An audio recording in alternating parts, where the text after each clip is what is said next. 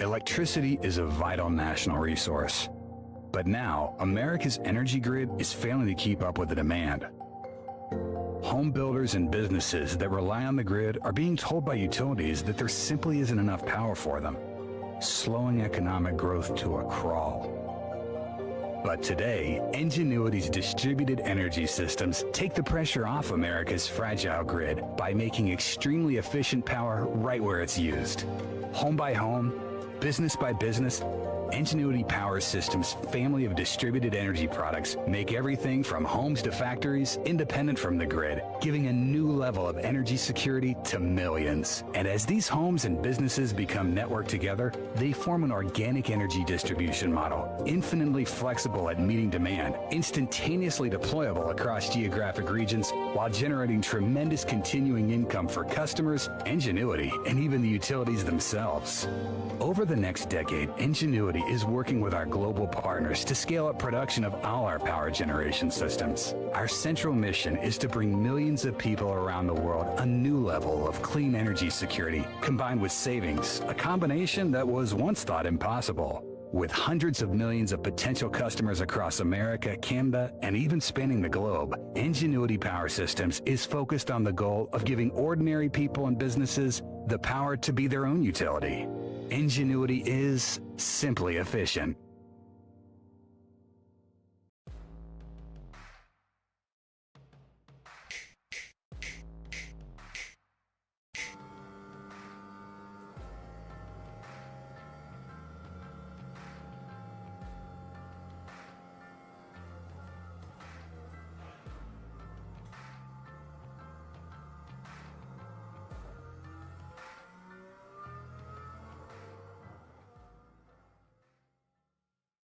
All About Bugs Tennessee Pest and Termite Control is all about family too. Our family-owned business has successfully been in operation in Sevierville and surrounding areas for almost a decade. Especially during these times, a pest-free home is necessary for a sustainable, disease-free home or business. Our services include residential, rental, commercial, hotel, motel, cabins, you name it. Free quotes and inspections for new customers, and most of our services are contract-free. Our All About Bugs Tennessee family is devoted to delivering the best possible pest control service with a friendly smile. Contact us at 865-453-5574 today. If it's bugging you, you should be bugging us.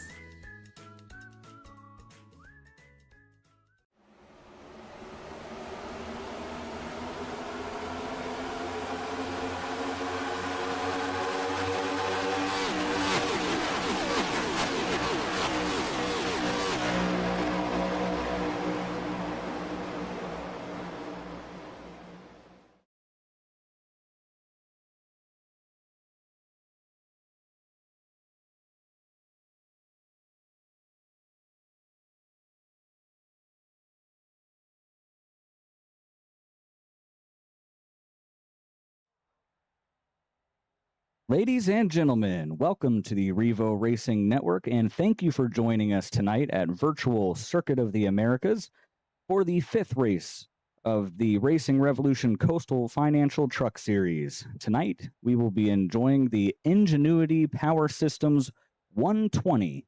My name is Rob Rader. With me tonight are Michael Call and Christian Bresnot. Guys, how are you doing? I'm good, Rob. Thanks for having us, and thank you everybody for tuning in to the Revo Racing Network tonight. We got a long race ahead of us here. It's 35 laps. Christian will get into that a little bit more, but here to see Jeremy Burns possibly pull off another commanding W that we see typically on the road courses.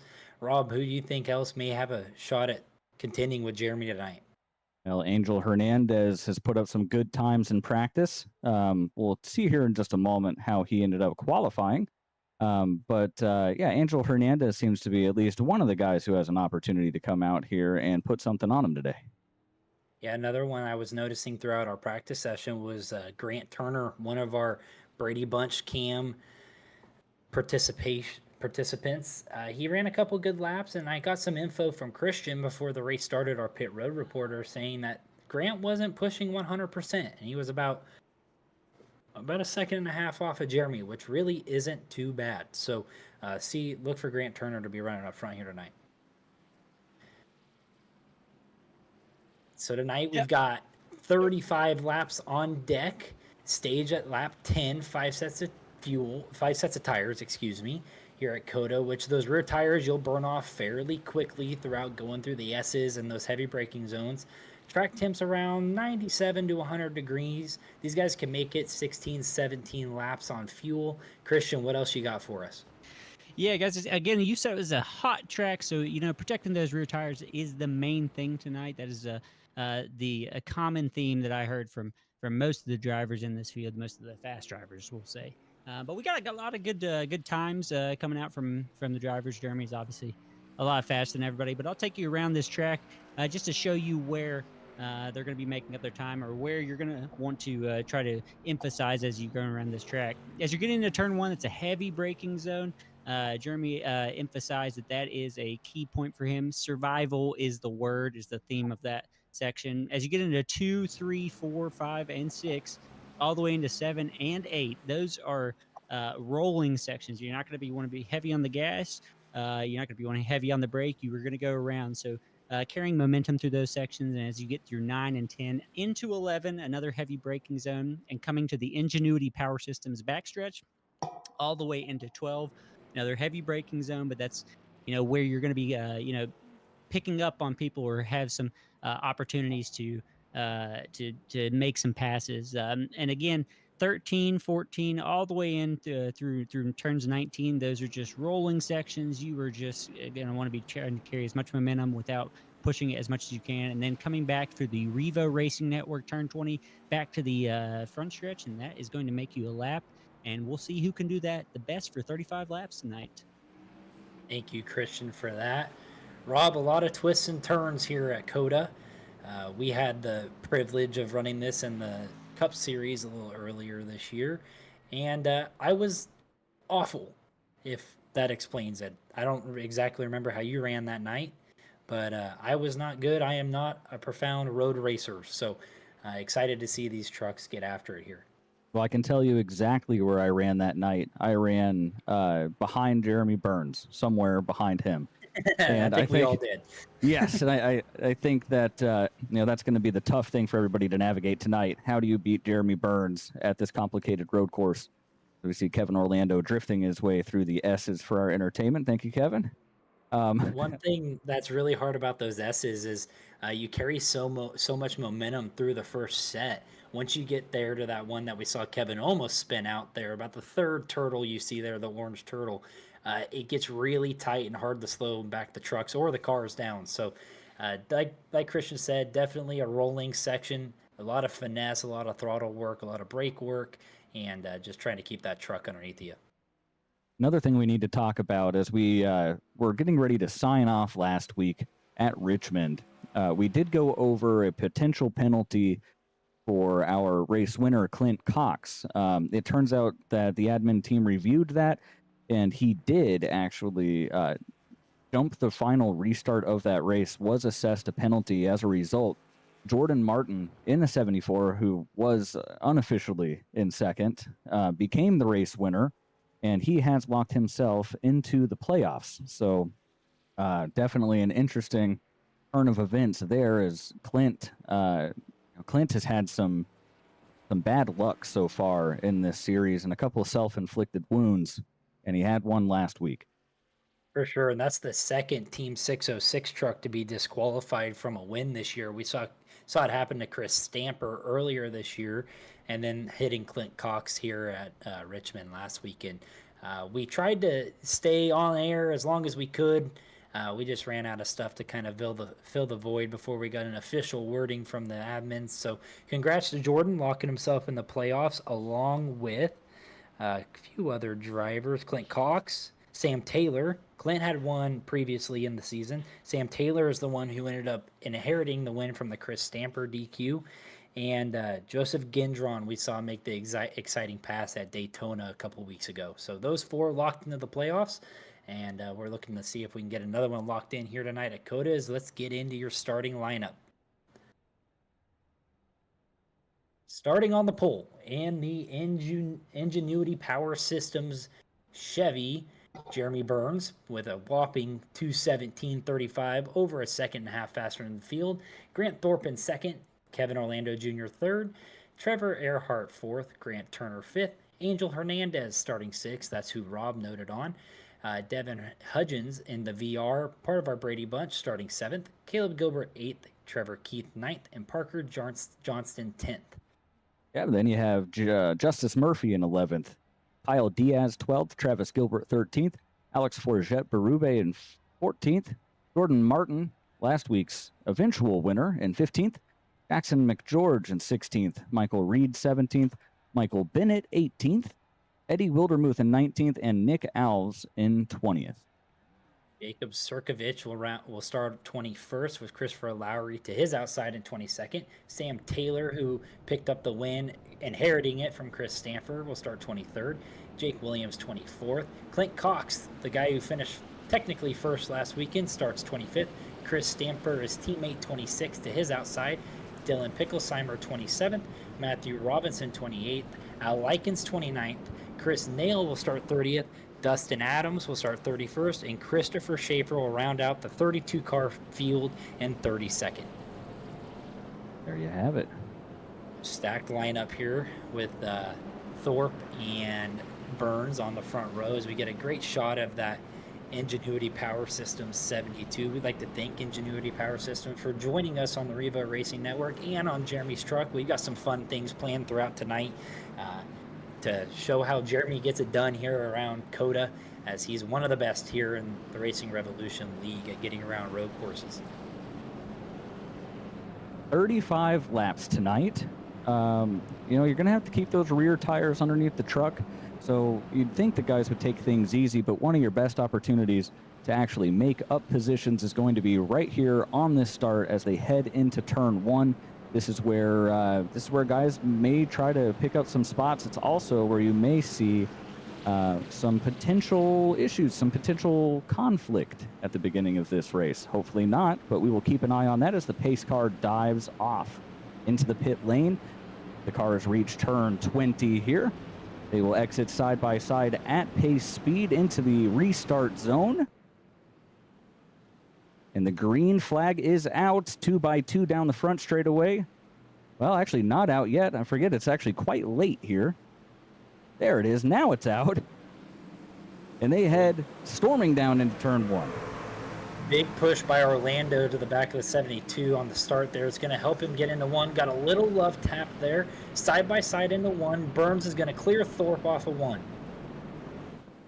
You see him head down into turn two, a sweeping right-hander. Here comes the field. Jeremy Burns still out front, side by side behind. Yeah, very clean through turns 1 and 2 there, Rob. Into the S's, as you're going to see these guys snake down through S's. That's turn 3, 4, 5, and 6. Down into 6 as Orlando's trying to get around Grant Thorpe here off the S's. Oh, Berube up on the turtle hard. Seems to keep control of that truck. Takes it through the grass, but he does continue so far. Nice and clean for this field as they work their way through turns 8, 9, and here's turn 10 as Jeremy Burns leads them through 10 down to the hairpin. Turner to the inside of Earhart there into 10. He's going to have a good run down the backstretch into 11. He's going to try to outbreak him into 11. They're side by side as Orlando kind of misjudges the corner. Earhart and Turner were 3 wide. As we see Gilbert, we may have a truck around there, and 11 is down the engine. We got a few trucks around here. Yeah, oh, Justice Murphy. Yeah, Murphy's around, got in the side of Berube. A couple other trucks. I saw Trevor Keith around as Burns is pulled out to about a half a second lead down the backstretch with Thorpe hot on his tails. We'll go back and take a look at what happened there in the hairpin in just a few moments right now. Let's see what happens with the rest of the field as we've got the, who is that? The 00 Trevor Earhart around. Earhart around there off, not really off the bumper, and the 42 collected. Gilbert around with him. That's what happens here on these tight braking zones is you can't really see the exit of the corner very well. So when there's a truck around, it becomes like a last-second effort to try to miss them. 9 times out of 10, more trucks get collected. And so we had a nice start to the race there, that first half a lap, nice and clean. And since then, all hell has kind of broken loose. Right now, Jeremy Burns leads, Grant Thorpe in second, Turner in third, Orlando fourth, and Devin Hudgens in the VR bringing it in the 5th position at the moment. Yeah, very clean through the carousel there. Gilbert got through there very well, was able to extend a little bit on Parker Johnson as we're heading down into the final corners to complete lap 1. Burns out to about a second lead now as he's going to lead the first lap of the Ingenuity Power Systems 120. As someone was off track there through turn 20, I believe that's Jackson McGeorge. It was All Jackson. the other trucks seem to get through there very clean. Let's go back and see what happened here just moments ago there on that first lap. All right, this is at the end of the long straightaway down into the hairpin. So to start that off, it looked like Orlando had a little bit of wheel hop, and it caused him to be 3 wide, which put Earhart and Grant Turner in a hard spot. And then Earhart didn't know if he was completely clear of Orlando, who had wheel hop there into the hairpin and just kind of lost the handling on that 00 machine. But able to turn it back around. The good thing here about road courses is just get back and join in safely, as you see here.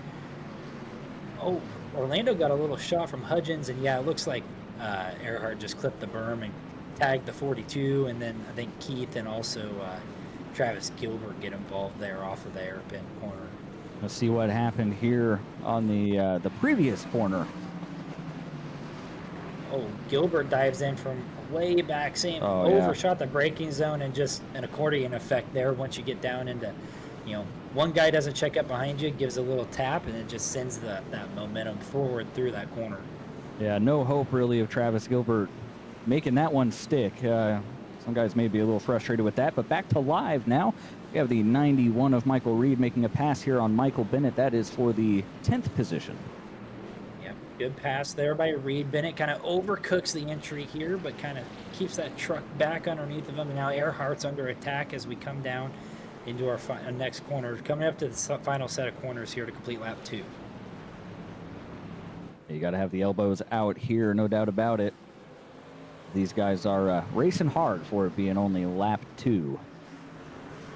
Well, you kind of got to make them up as you can and try not to make any mistakes. You see Earhart get a little loose there into the entry of the carousel. That carousel will bite you, especially if you, the 74 is off track. That's your last week's winner.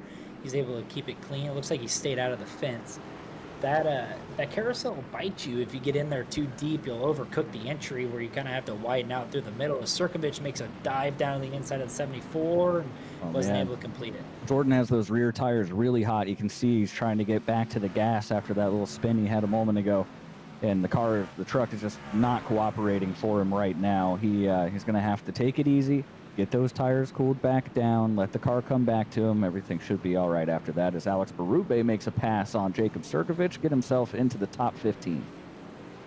Yeah, when you overcook those tires here, especially in the truck, you don't have the same characteristics as the Cup cars do. And once you burn them off, it's just you're slipping on ice out there. And there's no grip to be had. So that last lap there, Grant Turner actually ran the fastest lap last lap, about 0.2 of a second faster than Jeremy Burns. And right now, Grant Thorpe is holding steady right there, about 1.5 seconds behind. It seems like maybe there's a little more competition for that number 72 Ingenuity Power Systems truck than we anticipated at the beginning of this race. And as a broadcasting team, that's exactly what we like to see. Yeah, it'll definitely make this broadcast go a little bit more exciting as Thorpe's able to close on Jeremy about 1/10 there down the long streaking stretch. I believe that's into 12. Grant's running great so far the first 3 laps of this race. A shorter race, but a longer racetrack. A lot of spots to make mistakes where, you know, Jeremy Burns isn't perfect. No one's perfect, and he could capitalize. He's close enough right now to capitalize on a small mistake out of the 72 truck. Absolutely.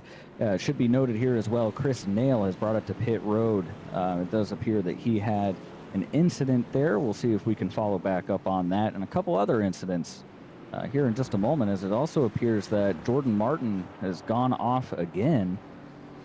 Yeah, definitely. This is a tough racetrack. Yeah, Martin's off again. Those rear tires are definitely cooked on that Hot Wheels Nitro racing machine now. Looks like he just kind of needs to settle in. Maybe take a lap of let these guys go, let them by, and just try to single file back in and try to gain control of that truck again.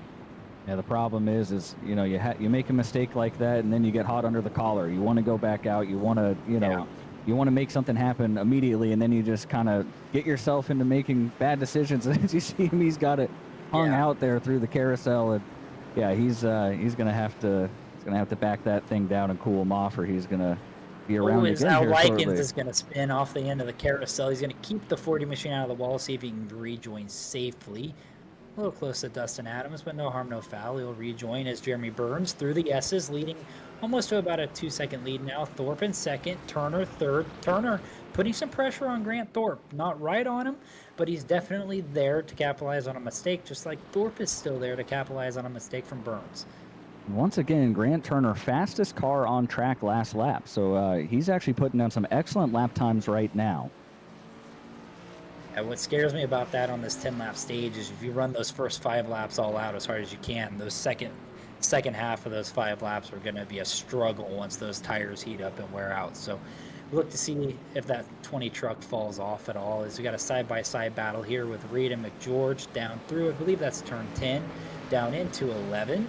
Looks like McGeorge is going to clear him, and Earhart's going to pull out and look maybe to the inside of the 91. He is there inside in turn 11. As Michael Bennett went around there. Get that slurpsodas.com machines pointed back in the right direction and rejoin and around probably the 10th to 15th position. And there's action all over the track at the moment. Yeah, it gets hard to cover sometimes, Rob. This is my first ever broadcast on a road course, so excuse me if I make a few turn mistakes, or I'm still kind of trying to learn where these guys are at throughout the racetrack. But we have I'm very surprised. You see these 3 up front within 3 seconds, and then Kevin Orlando is 10 seconds back from the leader in 4th. So, I mean, like I said, Rob, one little small mistake out of Burns, he could lose some track position and have to overwork that 72 truck more than he really wants to. Yeah, these guys have really separated themselves from the rest of the field. I think these are your 3 guys who are going to be the guys who are going to have the opportunity to win this race tonight. And, again, I'm super impressed with Grant Turner. He didn't show this fast of speed in practice, but, a lot of times it's not about having that fastest time posted on the board. It's more about what you can do, and consistency as the race goes on. And clearly he is putting down consistently quick laps in race time. Yeah, I just got word from Christian, our pit road reporter. He has some info on Chris Nail, who's out of the race, and Kevin Orlando Jr. running in now the 5th position. Christian, what do you got? Yeah, Chris, I was able to talk to Chris, and he was able to explain to me that he had some wheel damage, and obviously coming around a place like this with 20 turns, it's going to be very difficult to get around without pitting. So a little bit of damage, you might be able to get away with that, but he obviously had to come down to get that fixed. And in talking to Chris, I was able to talk to his teammate Kevin Orlando, who's in 5th right now. He obviously is 10 seconds back to the leaders Burns, Thorpe, and Turner. In 5th, obviously not running bad, but he said he's just not able to make up time right now. So, like you said, Rob, I believe those, it's a 3-horse show right now between Burns, Thorpe, and Turner. And just moving on to Grant Thorpe, I was able to talk to him before the race, what kind of pit strategy there may be as we get here to lap 6. Obviously, these fuel tanks. Oh, Parker Johnson goes around. Oh, yeah, Johnson around in front of Orlando. That'll move Orlando up to 4th. Go ahead and keep going, Christian. Yeah, as I was saying, these fuel tanks have about 16 laps. So I was asking him, do you try to stay out after stage 1? What's the the pit strategy? He was echoing the rear tires and everything. It's important to get tires, but look for them to short pit before the stage end. So that might be lap 8. I'm not exactly sure, but he did mention that as a possibility as well. Thank you, Christian, for that information. One thing to note on the short pitting is the closer you are to the leader, if he decides to short pit with pit road closing with 2 to go in the stage, not all the field's going to have the opportunity to short pit before. So like Orlando being 13 seconds back, I don't think he would get to the line in time or even get on pit road in time to be able to short pit without pit road closing. So these 3 up front here, I think, are the only ones you're going to see, unless you short pit a lap before with 3 to go in the stage, that would be able to short pit. Yeah, I think you're right. I think that these three have the opportunity to short pit on lap 8, but let's not discount with the way that the fuel works out here, about 16 laps. If you do want to short pit, you still can. You're just going to need to come down at the end of lap 7 instead of lap 8. But, you know, that's going to be one extra lap on those tires, which we're hearing are wearing quite a bit here at this racetrack today. So not really sure what the best strategy is, but I do know that at the end of lap 10, whoever our top 10 are going to be scoring some very important stage points. I'm sure you'll see some guys stay out in order to take advantage of those. Yeah, for sure. Those stage points are very, very critical, especially on a night where, you know, you may not be running as great. You know, you're not the greatest road course guy, but you're kind of just surviving. So look for like Nick Alves, Devin Hudgens, Trevor Earhart, guys who we've talked about all Coastal Financial Truck Series season long. You know, these guys can kind of make up for their top 15 running positions and finishing positions today with some stage points. Well, before we get to that, we do have some incidents that we should probably catch up on and see what's been happening while we've been covering some of this other action. Let's catch up here real quick, starting with Trevor Earhart. Let's see what happened to him here. Through the Earhart S's. Into the S's. A little loose off the second S, and that's so easy to do. That's what I was stating here before the race. When you overcook it just a little bit, that truck is just swaying back and forth, and it's so easy to just get that thing around. So good save by Trevor. Now onto the 70. This is Christopher Lowry here. Just lost it a little bit there. Just loops it coming out of there. Easy to do right there. There's a big hump in the track right there, a giant bump, and the car gets really light. It's easy to do there. That is off turn 9, correct, Rob? Down into 10? Yes, sir. That is turn 9. I'm figuring it out. We're proud of you. Proud of you every day here at Revo. And Justice Murphy, side by side with the 71. Looks like he's just got a lot of rear brake dialed in it. No big deal right there. Yep. Was most likely going to give that position up there to Sam Taylor down into, I believe that was 12. Down into 12. And just moments ago, I promise this is not a replay. This is just moments ago. Same corner. Justice is going to get down in here. Kind of the same thing. This comes around on him. Once again, no harm, no foul there. Another thing to note, Jordan Martin's kind of settled that truck in. You saw him there on that replay, back up to 19th. Alex Berube here. I believe that's through 15, 16. Yeah, same thing we saw. Just it's so easy to lose control of these trucks here, especially on the exit. Oh, almost a little collision there with Trevor Earhart, but no harm, no foul. Back going straight as Burns still leading. Still leading. Growing that lead just a little bit. Like I was saying earlier, Grant Turner was running those laps earlier in the race that were great. They were the fastest laps of the race, but that truck has fallen off quite a bit. He's running about a second off of Burns now. So burning those rear tires up like Grant did shows that on a longer run it can hurt you. Where Jeremy is smooth, clean, probably saved those things the first 5 laps. And he's just going to cruise home. Look for these trucks to maybe a couple guys further in the back, maybe start short pitting to try to jump the stage possibly to try to get some track position. Yeah, we'll see if guys do decide to short pit here shortly as we are on lap 7. At the end of this lap, anybody outside of about the top 3 here are probably going to have to pit this lap if they intend to flip the stage. Don't expect to see Jeremy Burns pit until next lap, though. We will do our best to cover who's coming and who is not. Yeah, so look for Orlando on back. Those guys are about 16 to heck even farther back off the pace from Burns. So look for those guys to definitely maybe try to gain some track position and short pit. Or you'll see guys that desperately need those stage points stay out and get those desperate stage points they need. As Thorpe really, Rob has stayed consistent. He's ran about the same lap times each lap, and he's saved that 77 truck where he's only 2.5 seconds behind Jeremy. So Grant also running for a championship here in the Coastal Financial Truck Series, so you could see him possibly stay out and pick up a stage win. You see us here. This is off the second to last corner on the right side of the screen here. You have that pit road entry.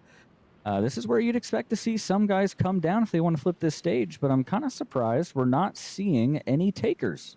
I don't see any takers on our leaderboard either, Rob. I don't think a single car came down so far to pit as we're we're down to the 20th position. There's only 12 more trucks that would come in and take advantage of that, and I don't see any of them ducking off onto pit road. So looks like it's all going to be based off of what Burns does. If Burns comes down here on lap 8, I wouldn't be surprised to see Turner come with him. I wouldn't be surprised to see Thorpe stay out, as we've got a good battle through the S's with McGeorge and the 42 of Angel Hernandez. Hernandez in the DC Solar Ford looking to take advantage of the Moon Machine here down into turn 8, into 9, riding on board with the Credit One Bank DC Solar 42.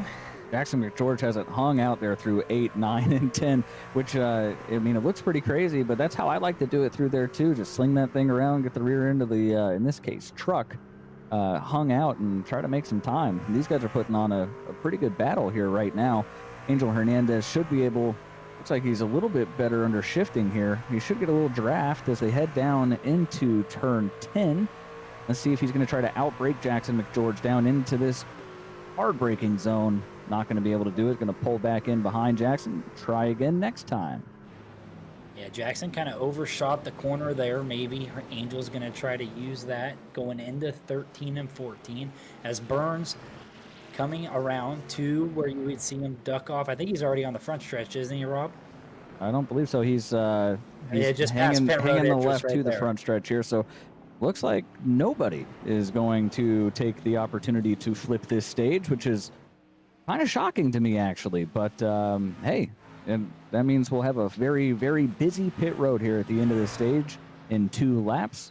Let's go back to Angel Hernandez and his battle with Jackson McGeorge now that we've settled out the pit strategy for now, and see if he can get in here and take this 8th position away before we get to the end of the stage.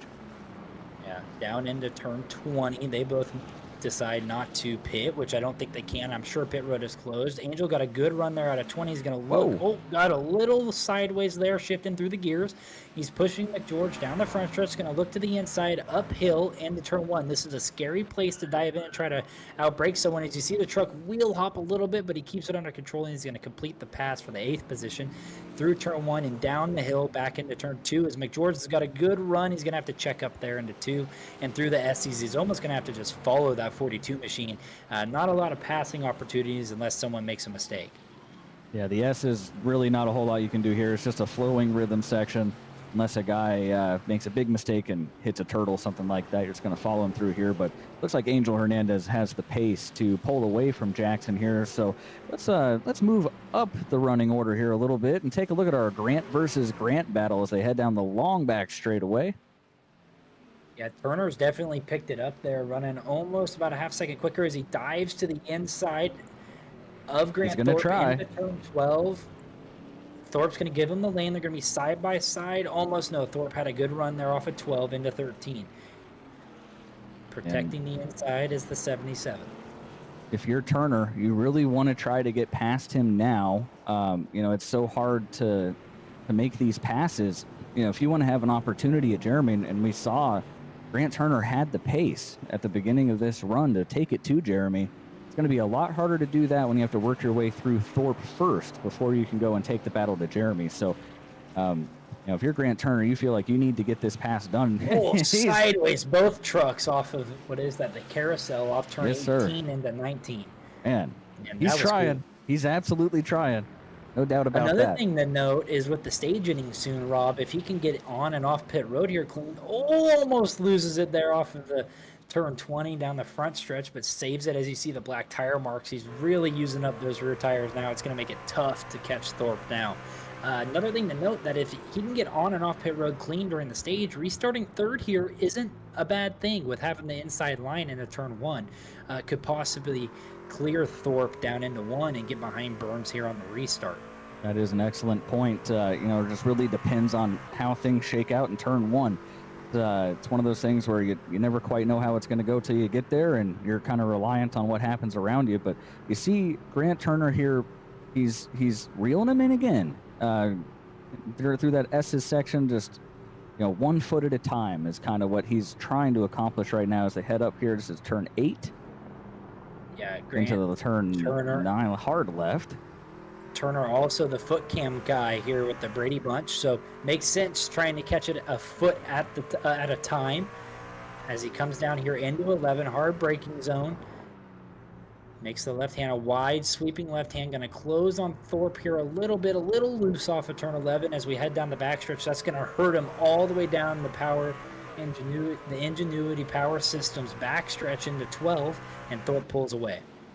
Yeah, that might have been it for Grant Turner's chances to get this second position before the end of the stage. It's just a little too far back, I think, to do it from here unless Grant Thorpe makes a mistake. Yeah, it's going to be Thorpe has been clean and consistent, running consistent lap times. A little bit of tire fall off, but he's only running 6/10 behind Burns, who's our leader, and same with Turner. They're right there on pace with Jeremy Burns, just losing a little bit each lap. So throughout the race, if these guys can learn a couple tricks to try to, gain those valuable tenths of a second, as we saw Thorpe make a little mistake there heading into the carousel and allow Turner to close up in on him. He's a little wide right there in the center of the carousel as well, but it looks like he is going to have the pace to hold Turner off here. So it looks like, yes, he'll hold him off down in the final corner as Burns is going to exit turn 20 in the Ingenuity Power Systems, number 72, and he's going to pick up the stage win here at COTA. So it's going to be Jeremy Burns, then Grant Thorpe. Like Grant Turner is going to bring it there third. Caleb Gilbert will bring it home fourth in the stage. Then Kevin Orlando fifth. Parker Johnston sixth. Kyle Diaz will be seventh.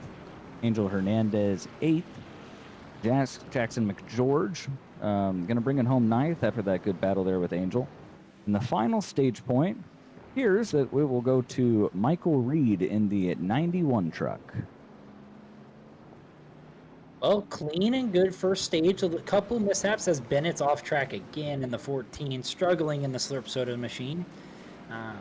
But a very clean first stage. No big incidents where we saw trucks get severely damaged. As we expected, Burns didn't pull out, well, as we didn't expect, didn't pull out to the lead we expected him to. We figured that gap for fourth was going to be what we saw here at the stage, and it simply wasn't. So it's super exciting to see Thorpe and Turner be able to run consistent lap times and put some pressure on Jeremy to make him have to run clean, consistent, and make zero mistakes. Yeah, I think at this point, Jeremy Burns knows that he's going to have some competition if he wants to bring this thing home tonight. We do talk about him being excellent on the road courses, but he's definitely not invincible. He's got a couple of guys who are hungry behind him with an opportunity to win this race, without a doubt. For sure. Another strategy that we haven't hit on is with these trucks making it 16 laps on fuel, roughly 16, 17, 18 around there, depending on how you run the track. And then your yellow flag laps during caution for this stage, there's a possibility of staying out here and maybe making this a one-stop race where everybody else, I believe, is going to have to pit again after the stage anyway. So if you could push this fuel run to, let's say, lap 18, 19, or 20, you would be good almost to the end of the race and be able to maybe make up some time on those guys later on when they got to pit at the closing laps. Yeah, it would be really, really tight on fuel to try to pull that off. Not to say nobody will give it a shot, but I think that if you're one of these top three guys here who think they have the pace to go out and win this race, I'm not sure you want to, play Russian roulette with that strategy at this point. But let's take a quick look back here, since we got to go all the way around and catch the pace car, so we got a moment here. Let's take a look at a couple of other incidents that happened here at the end of this first stage, starting with Trevor Earhart down here in turn 1. Kind of drove in there deep, got in the side of Alves and tried to stay off of him and just looped it as trying to stay off of him, doing a burnout through the grass. Definitely, we missed the Baldy machine as a different paint here tonight at COTA for Trevor Earhart, but got the 00 back on track. It looks like he finished in the 14th position for the stage. There was what we saw with Bennett. Looks like he might have gotten turned there through, I believe that's turn 13, Rob? Yes, the carousel down there, I believe, and we caught the back end of this live. I'm not really sure what happened. It did kind of look like he may have got turned. See, run this back a little bit. Yeah, he's got Devin Hudgens on the left rear there. It looks like Bennett got a little loose there at a 16 with gave Hudgens an opportunity to try to get underneath or next to him into the carousel, and Devin must have misjudged that a little bit and got into the left rear of Bennett, sending him off the racetrack, but he was still able to finish in the 18th position of the stage. Let's take a look and see what happened to Alex Berube. I believe this is the final lap of the stage through the stadium section down here. Another spot where it's so easy to do. You just carry a little too much momentum through there. Get off on that, get on that paint, on that rumble strip out there. That's all she wrote there. Quick little spin, doesn't even lose a position, no big deal. Good save by Alex. He was able to finish in the 23rd position in the stage, so a little rough stage for Alex, but see him maybe driving back up. Is Sirkovich here. Loses it here. I think that's turn 19 coming to 20. Yep, that's the pit road entrance. Another spot. This whole racetrack, especially on old tires, Rob, when you're coming off the exit of the corner, trying to upshift, high RPMs, it's really easy to spin those rear tires and get around. Absolutely. It's just too easy. And you know, I know, we're going back and we're looking at guys spinning, and that's just the nature of the beast. You have 32 trucks out here. It's a hot day. The tires are really slick. Don't get it twisted here. These guys are pretty dang good at what they're doing. It's just so difficult to get around this track. You have 20 turns. All of them are different. All of them are difficult. And it's just so easy to get a tire a little too hot. And the second you do that, it's just an absolute handful all the way around. And I know these guys are going to be really excited here to come down and put some fresh rubber on. Yeah, they're going to have fresh rubber, but they're going to have to go 5 to 6 more laps with that rubber in this next run to make it to the fuel window. So definitely a hard racetrack. I had never ran here until the Cup Series. Ran here earlier this year, and like I said, I am no claim to fame on a road course, but I definitely struggled a lot here, and it's just tough with having so many corners and trying to remember your braking zones and your shifting points and your entries and your exits, and it's so difficult. And that's what amazes me, how Burns can run so consistent throughout a race here, as we see someone around under the pace laps. I'm not sure who that was, but they'll get back in line. That was Jordan Martin. Well, maybe those tires are still hot, Rob. I mean, with the way that his first couple laps went, I would not be surprised if they were still melting off the thing at this point. Little tomfoolery under the 74 machine today to start the stage, but we're going to head down pit road very shortly, and I'm sure we're going to see all these trucks come down. It'd be cool to see someone do an off strategy and stay out, but you're going to be so hurting on those rear tires that you may not be able to do it. Here comes everybody down pit road. While they're pitting, I've got a little birdie in my ear letting me know that Christian Bresnock has some insight on what the leaders are potentially doing here in this second stage. Christian, what do you have for us? Yeah, I was able to talk to Grant Turner and Grant Thorpe, the two Grants, the dueling Grants, we'll call them, just to kind of get a sense of what it's going to look like going to this last stage. Grant Thorpe was able to say, he's going to wait to see how the field gets strung out. What's it going to look like going into this last stage to really decide what he's going to do. He's leaning towards splitting the stage in half. And if it doesn't get strung out, if he's right on Burns, he might short pit, to try to get out in front of him, to try to get out. Like I said, try to get out in front and go long. As for Grant Turner, he was able to tell me that he's basically doing the opposite of whatever Grant Thorpe does. So we'll have some dueling pit strategies to look out for between the second and third place guy going into it. I was able to talk to Jackson McGeorge and Michael Reed. Those are our 9th and 10th place finishers in the stage, and they were kind of going to be doing the same exact thing as Grant Thorpe as part of that TriStar Motorsports clan. So be looking for that as we go through stage 2, getting into the end of this race. Well, while you were giving us that rundown, I'll tell you what, we have more than just a couple of different potential strategies, as we see Clint Cox, Chris Stamper, and Al Likens all stay on the racetrack. I'm not sure if they ended up making a pit stop at some point there. We'll have to see what we can find out, or if they're going to try that strategy that Michael Call was talking about just a minute ago. But also, Grant Thorpe was able to beat Jeremy Burns off of pit road, that could be monumental in his chances to win this race. I think that's also probably good news for Grant Turner, who didn't pick up any spots, but at least now he has somebody who's going to keep Jeremy with him, at least through these first, couple of laps here as they have to work through these 3 cars who have stayed out and then settle it among themselves. So all 3 of those Team 606 racing trucks pitted on lap 6 there of the stage. So they pitted pretty much under the lap that you and I were talking about, the short pit strategy. So that lap that we were talking about, that these 3 trucks came down and pitted. So they've got 4 lap old tires and 4 laps less of fuel, but it got them track positions. So make some work for these faster 3 that were up front to make some moves. It's not going to be clean sailing and clean air the whole race for sure. Well, we do have another caution lap we're going to have to run here, so we're going to take an opportunity to pay some bills, including a nice little spot here for tonight's race sponsor, Enginuity Power Systems. We're going to take a quick side-by-side commercial break, and we will be right back with you here on the Revo Racing Network. Electricity is a vital national resource. But now, America's energy grid is failing to keep up with the demand. Home builders and businesses that rely on the grid are being told by utilities that there simply isn't enough power for them, slowing economic growth to a crawl.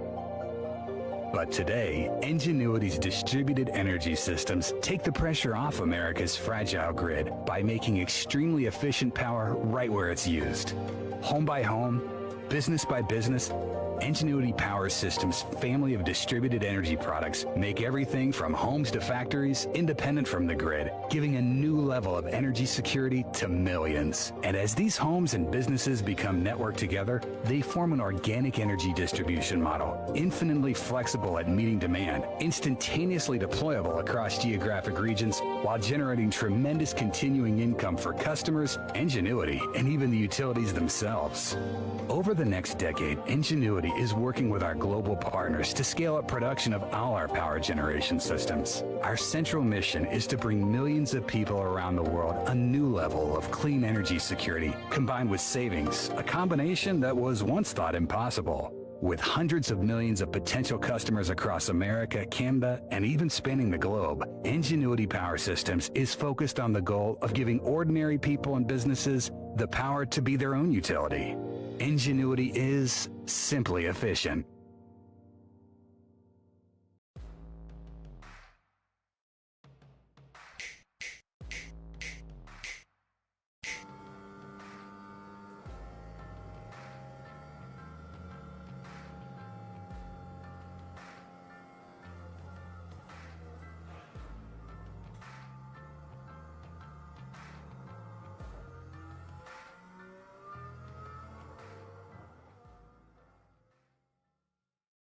All About Bugs Tennessee Pest and Termite Control is all about family too. Our family-owned business has successfully been in operation in Sevierville and surrounding areas for almost a decade. Especially during these times, a pest-free home is necessary for a sustainable, disease-free home or business. Our services include residential, rental, commercial, hotel, motel, cabins, you name it. Free quotes and inspections for new customers, and most of our services are contract-free. Our All About Bugs Tennessee family is devoted to delivering the best possible pest control service with a friendly smile. Contact us at 865-453-5574 today. If it's bugging you, you should be bugging us.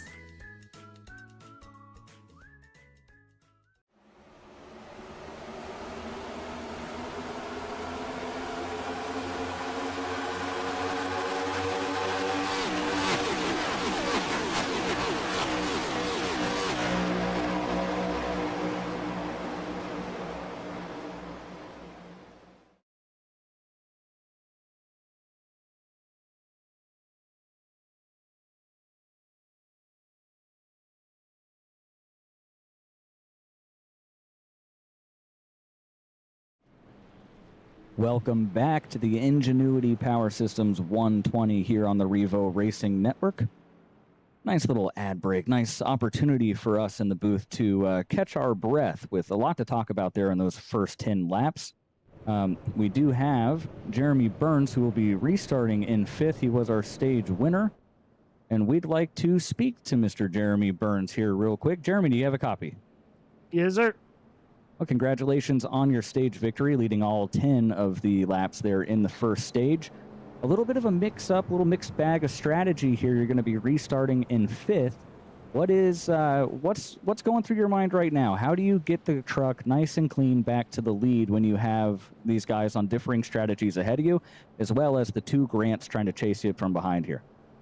I just hope that these guys in front of me don't spin their tires. I know that we have an advantage on the long run, so the number one thing is just getting clear here, but we're just going to take advantage of the deep braking zones. I feel like I can get into the braking zone a lot deeper than a lot of other people, so that's going to be where we're going to take advantage. The good thing is we have a teammate behind us, and hopefully we don't get packed again like on the initial start. Thanks, Kevin. But what we're going to do here is just be nice and patient, but yeah, other than that, see if we can get this number 72 Enginuity Power Systems Chevy Silverado back out front and see if we can bring her home. Well, Jeremy, that truck looks great out front with our presenting sponsor, Enginuity Power Systems. You've ran great these first 10 laps. A little bit of pressure from Turner and Thorpe behind you. They're kind of pacing you. They're a little bit off, but not far. So I'm excited to see you fight these guys to the end, and good luck here the last 20 laps of the race. Thanks, guys. And that was our stage winner, Jeremy Burns. Send him back with his team as we prepare ourselves for the restart here. We will be restarting beginning lap 15. That'll leave us with 21 laps to the finish. It should require everybody to make one more green flag pit stop before this race is over. Yeah, I'm curious to see how the 03 and the 5 and the 40 restart here. Jeremy Burns is behind 2 guys on older tires that have came out and said that they're not the greatest road course racers. So I'm excited to see this restart as the pace car ducks off, and we got a long stretch here down the front into the Revo Racing Network turn 20 and up the front stretch. The flag stands about another half mile in front of these guys, and Clint Cox and Chris Stamper will lead us to the green flag. And we are back underway. A good push there from Al Likens to his teammate Stamper. Teammate Clint Cox. He's going to pull the outside of him here as Thorpe is going to go to the outside of Chris Stamper, and Burns is going to split them, and they're all Gilbert into Stamper. They're 3 wide, 4 wide. Thorpe is around. Thorpe, the nose is off the 77 machine. Oh, tough restart for Grant Thorpe. Oh, it's back on. It popped back. It is back, at least temporarily, as I'm not entirely sure what to unpack turn 1 here in a few. But, hard in the wall. Earhart hard in the wall. Oh, Trevor Earhart hard in the wall coming into the S's there. I believe that's turn 3 and 4. Man. We're going to have a lot to go back and take a look at here, Michael. But Jeremy Burns has made his way through to second, and he's got his eyes on Clint Cox. It looks like... looking down the running order here, it looks like Grant Turner also involved there in that turn 1 incident. Both of the guys who had the best opportunities at taking this fight to Jeremy Burns appear to be caught up on first lap incidents at the beginning of this second stage.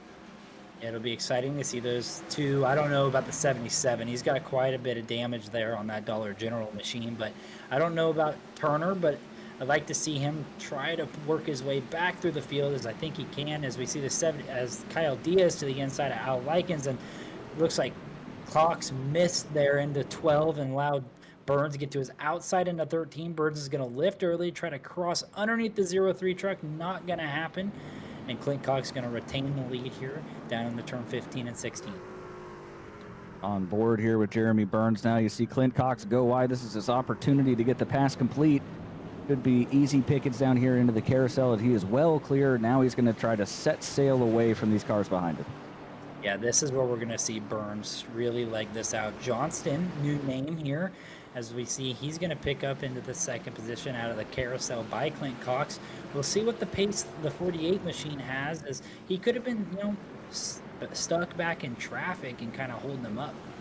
Well, Parker Johnson is one of our better road course racers, especially when he puts the time in for practice. I haven't had the opportunity to talk to Parker over the last week to know. Oh, man. Oh, big wreck. Kyle Diaz gets turned. Everybody is going to avoid him down the front stretches. I'm not sure. Looks like he got turned there, or maybe he spun the tires trying to upshift through the gears, but the 26 machine is back rolling extra slow into turn 1. Man, let's, yeah, we got a lot to figure out here. We'll have to go back and take a look at that as well. Right now, let's stay with the action on the track. Absolute chaos has happened here on the restart for stage 2. As you see these trucks snake down through the field. See the 74 of Jordan Martin got the new tires underneath that machine and able to kind of work his way back inside the top 10, right behind Al Likens, in front of Kevin Orlando, who's looking to pounce on anything he can, and Grant Turner back up to 10th after that restart incident, hounding Kevin Orlando Jr. Yeah, Grant Turner clearly still has plenty of speed after that turn 1 incident. A little move here to the inside. Jordan Martin with a really, really good recovery here at this point in the race after his difficulties at the beginning. But Kevin Orlando putting the moves on Al Likens here as they head down the very long back straightaway. Yep, Orlando has the preferred line down into turn 12. You see Likens probably lift a little early here. Nope, stays right on the outside. Actually drove in a little deeper than Orlando, and Kevin should get the run here off of 12. No, they stay side by side down into 13. Now Likens has the advantage on the inside. He's going to stay clean side by side through. Oh, Orlando a little sideways. Likens a good run through 14 into 15. Oh, little contact with Grant Turner. They all check up, and now Likens and Turner are side by side down into the carousel turn 18 and 19. And you see Kevin Orlando put the tire marks down on the racetrack there, just trying to put the power down through the little arena section there. A good save out of the 71 of Sam Taylor there too. He was almost sideways, and a little bit of recovery happening here for Grant Thorpe. Back up into the 12th position, making moves through the field. Like I said, that 77 truck get back up front. Let's take a quick opportunity here, see what we can see if we can figure out what happened down here on this restart, down into turn 1. See what we've got here. Cars are all over the place. Like Grant Turner ends up really wide. Caleb Gilbert gets in the back of 5 wide and nowhere for those guys to go. Man. Yeah, that's just a lot of guys aiming for the same spot. I mean, I'm really not sure what you're supposed to do in that circumstance. You call it chaos turn 1 for a reason. Another angle wide shot here of turn 1. You see, oh, Caleb Gilbert got run over from behind by someone who probably also got run over. He ran over his teammate, Jeremy Burns. I watched it on the original replay, and remember when Jeremy was so happy that he had a teammate behind him? If we go back to the first replay, you see Caleb drive in there about 2 car lengths deeper than Jeremy and get right into the back of him and almost turn that 72 machine. See right there? Oh, yeah, he does. And he hangs a right. To not wreck him. And ends up hitting Grant Thorpe. That's an unfortunate turn of events there. Place blame on the 54 Jack Daniels machine. Unfortunately. Then shortly after that, down here through the S, there's a little contact. Oh, that's when Earhart. See what got turned around. Let's run that back here. See if we get a better angle here of this 00 truck who hit really hard in the wall here through the S's. Oh, he just overcorrected and loose. Lost it. Oh, man. That's a vicious hit. It's a big impact thing. Thank goodness I got those foam blocks there instead of the guardrail, or that we would have seen an Elliott Sadler incident from Pocono a few years back. And back to live now as we have action all over the racetrack. This is Jordan Martin we're looking at here in 5th position, and then just an absolute gaggle of trucks directly behind him. You've got a lot of guys here trying to crack their way into the top 5. You've got Jackson McGeorge, Kevin Orlando, Matthew Robinson. You got Grant Turner, who's storming his way back through the field. Yeah, Turner the inside of Robinson down the front stretch. Kind of got the one machine out of shape there and has a good run here into turn 1. Looking to regain those positions he lost there on the restart. The 20 truck's fast. Unfortunately, Jeremy McGeorge cooks it in there. Oh, man. It's definitely getting tight here, Rob, from 4th on back. Yeah, these guys are all over each other right now. No love lost between these guys here battling for this top 5. They're going to have to go through the S's section. This is not where you want to be running into each other. You got to keep everybody, keep your hands to yourself down here through the S's. Keep everything straight. Thorpe missed one of the S's there. Rob, I saw there about the last S. He kind of blew right through it. Sure, he has a time penalty. He'll have to slow down and give that time back. Per the iRacing stewards, is the top 4 nose to tail. Well, not top 4. 4th through 8th through 9th nose to tail here, battling down into turn 11. Jackson McGeorge with an aggressive move to the inside here in the hairpin. Looks like he does get the truck stopped well enough, at least, and looks like Kevin Orlando is going to try to follow him through. So they head down the Enginuity Power Systems back straight away here. Side by side, Kevin Orlando and Clint Cox, as they will attempt to outbrake each other down here into the next turn. Yep, Orlando has the preferred line, almost clear of Clint Cox, kind of washes him up the racetrack. Clint drives in deep, but Clint on those older tires locks up the right front. He's going to lose 4, maybe 5 positions here. As Grant Turner was able to get by Jordan Martin and Matthew Robinson. Cox back to the 9th position. Yeah, meanwhile, out front, Jeremy Burns is stretching his legs. Got a 4.5-second lead over Parker Johnston. 8-second lead over 3rd place Caleb Gilbert. So we will keep our eyes here on the intense battle for the 5th position.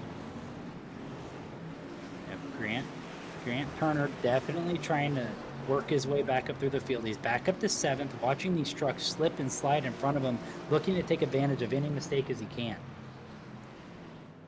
Oh, Kevin. Orlando cooks it a little bit there. That is my least favorite turn on this track, Michael. You go down. It is so difficult. It's so hard. Yeah, you go. Oh, and Martin, I believe, gets turned around by maybe Grant Turner. And he's done. Looks like he's going to call it a night on that one. He's had enough. I'm not sure. Did Grant really get into him there? Or did Jordan kind of overcook it? I didn't really see it happen. We'll have to take a second here in a little bit and look back as we actually got it cooked up right now. I believe so. Into the Revo Racing Network turn 20. Martin drives in. Oh yeah, Grant kind of overcooked it. But well, I don't know if he hit him. He might have lost it on his own. Yeah, we have to see that from another view. Let's get something else queued up here for us. Give us a little better angle of what's going on with the rear bumper here of Jordan Martin. Should be a little bit better for us. Overcooked it here into 20. I think he just scared him, really. I think never touched him.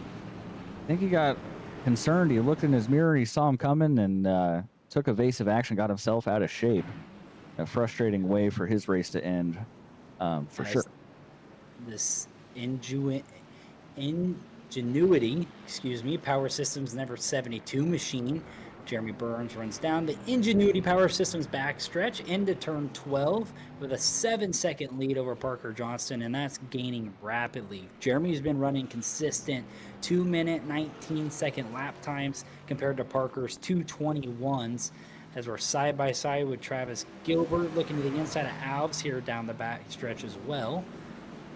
It's going to be for the 15th, 16th, 17th places right here. So you're right. Nick Alves with a little bit of a cheeky block down the straightaway there. Lewis Hamilton-esque.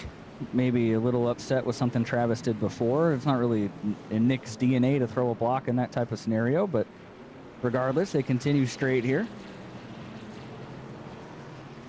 One thing I want to point out, Rob, is how beautiful this racetrack is. When we went to that overhead shot there after that replay, it really put it into perspective how clean this road course really is as these trucks battle around 20 turns, all different shapes, sizes, degrees, banking, inclines, declines. I mean, this racetrack has it all, and that's what makes it Circuit of the Americas.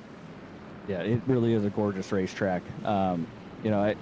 Everybody struggles here in these oval racing series when you go to a road course, especially one as complex as this. But I have a a special place in my heart for this racetrack. It's just such a beautiful facility. It really is a world-class racetrack. There's nothing quite like it out there on planet Earth, and in my opinion, just my opinion, it is it's the most beautiful racetrack in North America. One thing we didn't touch on there under the stage caution was the 42 of Angel Hernandez. He came back down pit road, coming to the 1 to green to top off on some fuel. That truck restarted in the 30th position, and only 10 laps after our stage, he's cracked inside the top 10 and has a little bit more fuel than the rest of the field. Yeah, he's doing a great job. We've talked about some guys with some big mistakes tonight. We've talked about some guys who have had some major recoveries. And Angel is putting on a show here, just working his way through the field. Truck looks relatively clean. And, right now he's in 9th. But as I say that, he almost loops it. He saves it. What a save. He drifted all the way through turn 12 there. That was pretty incredible. Yeah, he really had that thing out of shape there for sure. Meanwhile, back up here, this is for the 4th position. You've got Grant Turner and Kevin Orlando. Grant trying to outbrake Kevin, and looks like he's not going to get it done now as they head into the arena section of the racetrack. Yeah, one thing to note, McGeorge was in front of all 3 of these trucks at one point. Looks like the 98 machine made a little bit of a mistake, which I have some insider information from Christian Bresnock, our pit road reporter. He got with both the Grants we were talking about earlier. Christian, what do you got? Yeah, I was able to speak to both of them. Obviously with that turn 1 mayhem on the restart, we saw that they were able to get collected in some with some damage, and they're not where they need to be or where they were at the end of the stage. Grant Turner was able to speak to me. He says he has some front and rear end damage, but it shouldn't be enough to sway him from pushing it. Obviously he can feel it. He's not running as quick as lap times as he thinks he should, but nonetheless, he's still able to push it as much as he can. And Grant Thorpe back there in 11th. It seems, from what I heard from him, he's the truck has seen better days. So he's obviously trying to muscle it around, but we'll see how that plays into pit strategy going forward. See if he might come in a little bit early and just try to limp this thing home. Thank you, Christian, for that information. Rob, we got a great battle here for the 8th position. Hudgens and VR working with Hernandez. Hernandez looks to the inside through the S's. He's got a good run through the S's, gets through 4, down into 5 and 6. Oh, hops the turtle there, keeps control of the 42 machine, diving down into turn 7. Yeah, that turtle is going to get him really wide there. He's got to get the rear end of the truck back underneath him now, kind of gather everything back together and set himself up to go and try Devin again, potentially down here into the hairpin as he gets a nice run off of 9. Let's see if he can continue to have the pace through 10, try to outbrake him down here into turn 11. He's going to pull to the inside, heavy on the brakes. Little puff of smoke. A little bit, but nothing too dramatic. Side by side down the Enginuity Power Systems backstretch sideways as he's upshifting through the gears. Going to lose a little momentum as he's still almost right there to the left rear quarter panel. I wouldn't be surprised to see the 42 truck dive in here into turn 12 and try to get by the 84 machine. He's going to try to outbrake him again. It worked last time. Not going to work this time. Devin is too good down here into this corner. Well, he misses the apex just a little bit. 42 is not able to capitalize, but he does have the better angle into this next couple of corners here. We'll see if he can set something up, maybe for the carousel here. Possibly. Still stalking the back of the 84 machine. A wide entry here down, heading to turn 17 into the carousel. Right here, it's about just taking your time. You overcook this initial entry, you kill yourself throughout the whole carousel. So good entry by the 42 machine, right down on the curb, chasing the 84. Hudgens a little loose there. Got a decent run here down into turn 19. This is one of the hardest turns on the racetrack. Keeps the truck underneath of him into the Revo. Oh, nope, he's going to head to pit road. Perfect timing, Rob, on the camera work. Angel Hernandez to pit road, the first one to pit road. See what he does here. I'm sure. Oh, Grant Thorpe followed him right in as well. Yeah, everybody's in the fuel window now. So if you come down and pit, this isn't quite splitting it in half. This is a little bit early for splitting the race or the second stage in half, but this is a great opportunity if you want to go out there on fresh tires, try to make up some time on, guys. This is going to be your opportunity to do it. Yeah, as we see the 77 of Grant Thorpe, Angel Hernandez, as Jeremy Burns, back to the race leader, has opened up about a 12.5-second lead over Parker Johnston. Caleb Gilbert all over Johnston to the inside here, down 9 into turn, down 10 into turn 11. It's going to outbreak that 48 machine. Big, wide, sweeping entry. Looks like Parker might have had a moment through turn 8 and 9 there that let Caleb kind of get that run on him, but regardless, Caleb's going to go ahead and pull ahead. Parker might have another opportunity to pass him, though, heading down here into turn 12. He pulls to the inside. They're going to be dead even. And once again, we're going to see who can outbreak who. Looks like Parker's just going to go ahead and give it to him, actually. Yeah, smart move here. 14 to go. You could see that 54 truck make a mistake, especially if you feel like you've been faster than him all race. No need to race him hard here through he's going to dive to the inside here of turn 13 and 14. Down into 15, 16, 17 as the 54 machine's going to stay out in front. Possibly could be seeing these trucks come to pit road, which could be a reason why Parker might have just single filed back out. And Michael Bennett is around again. Tell you what, he's running in the top 10. We've seen him have a couple of issues here tonight, but running in the top 10, still, I mean, pretty impressive to have those couple of hiccups that he's had, still be able to keep that in the top 10. Just kind of shows how spread out guys are getting here as we continue in this long run in the second stage here at COTA. A lot of airtime for the Slurp Sodas Machine 14, which gives us the perfect opportunity to let you know about Slurp Sodas. Located in Scottsdale, Arizona, their truck roams the vibrant streets of the greater Phoenix area, adding a splash of flavor to your day. See them at local hotspots, downtown corners, community events for a signature lineup of refreshing sodas and energy drinks. For general information or to order catering, visit their website at slurpsodas.com. Slurp Sodas, refreshingly different. You're getting pretty good at that. Yeah, I've kind of been able to chop them up, put my own twist on them. You like that, Rob? They're getting dang better. You know what else I'd like? What's that? I'd like if we could get Slurp Sodas to give us something we could purchase online. I feel like we've had a lot of people asking us for that, and I know they're working on it. Hopefully we'll have something we can announce for you guys soon so everybody can get a little taste of Slurp Sodas at home. But for sure, for now, if you're in the Phoenix area, check them out. Yeah, no, for sure. Thank you for Slurp. They sponsored a handful of races so far on the Coastal Financial Truck Series and continue to be a good partner. As you see, Jackson McGeorge, it looks like he may have came down pit road, down to the 15th position. The number 9 of Picklesheimer seems to maybe have had some trouble there in the Marcos Ambrose throwback machine. Cool looking paint scheme on the number 9 truck. Back up front, Jeremy Burns has a 14-15 make it. Second lead over Caleb Gilbert, who's running second. And the question right now is, when is Jeremy Burns going to bring this car down pit road? I believe it should be somewhat soon, maybe in the next 4 or 5 laps. But I mean, right now it looks like he's got the car, or I'm sorry, someone's gonna get at me for saying car, but looks like right now he has the truck. He has the truck well under control. Clearly no issues here for the Enginuity Power Systems Chevy Silverado at the moment. Let's take a look back here at Caleb Gilbert, and looks like he's really not getting away from Parker, although we saw Parker, that truck looks like it's a handful for Parker at the moment. Yeah, another thing to note, Burns is still consistently running 2-minute and 20-second lap times, while these other two are running 2-minute, 22-second lap times.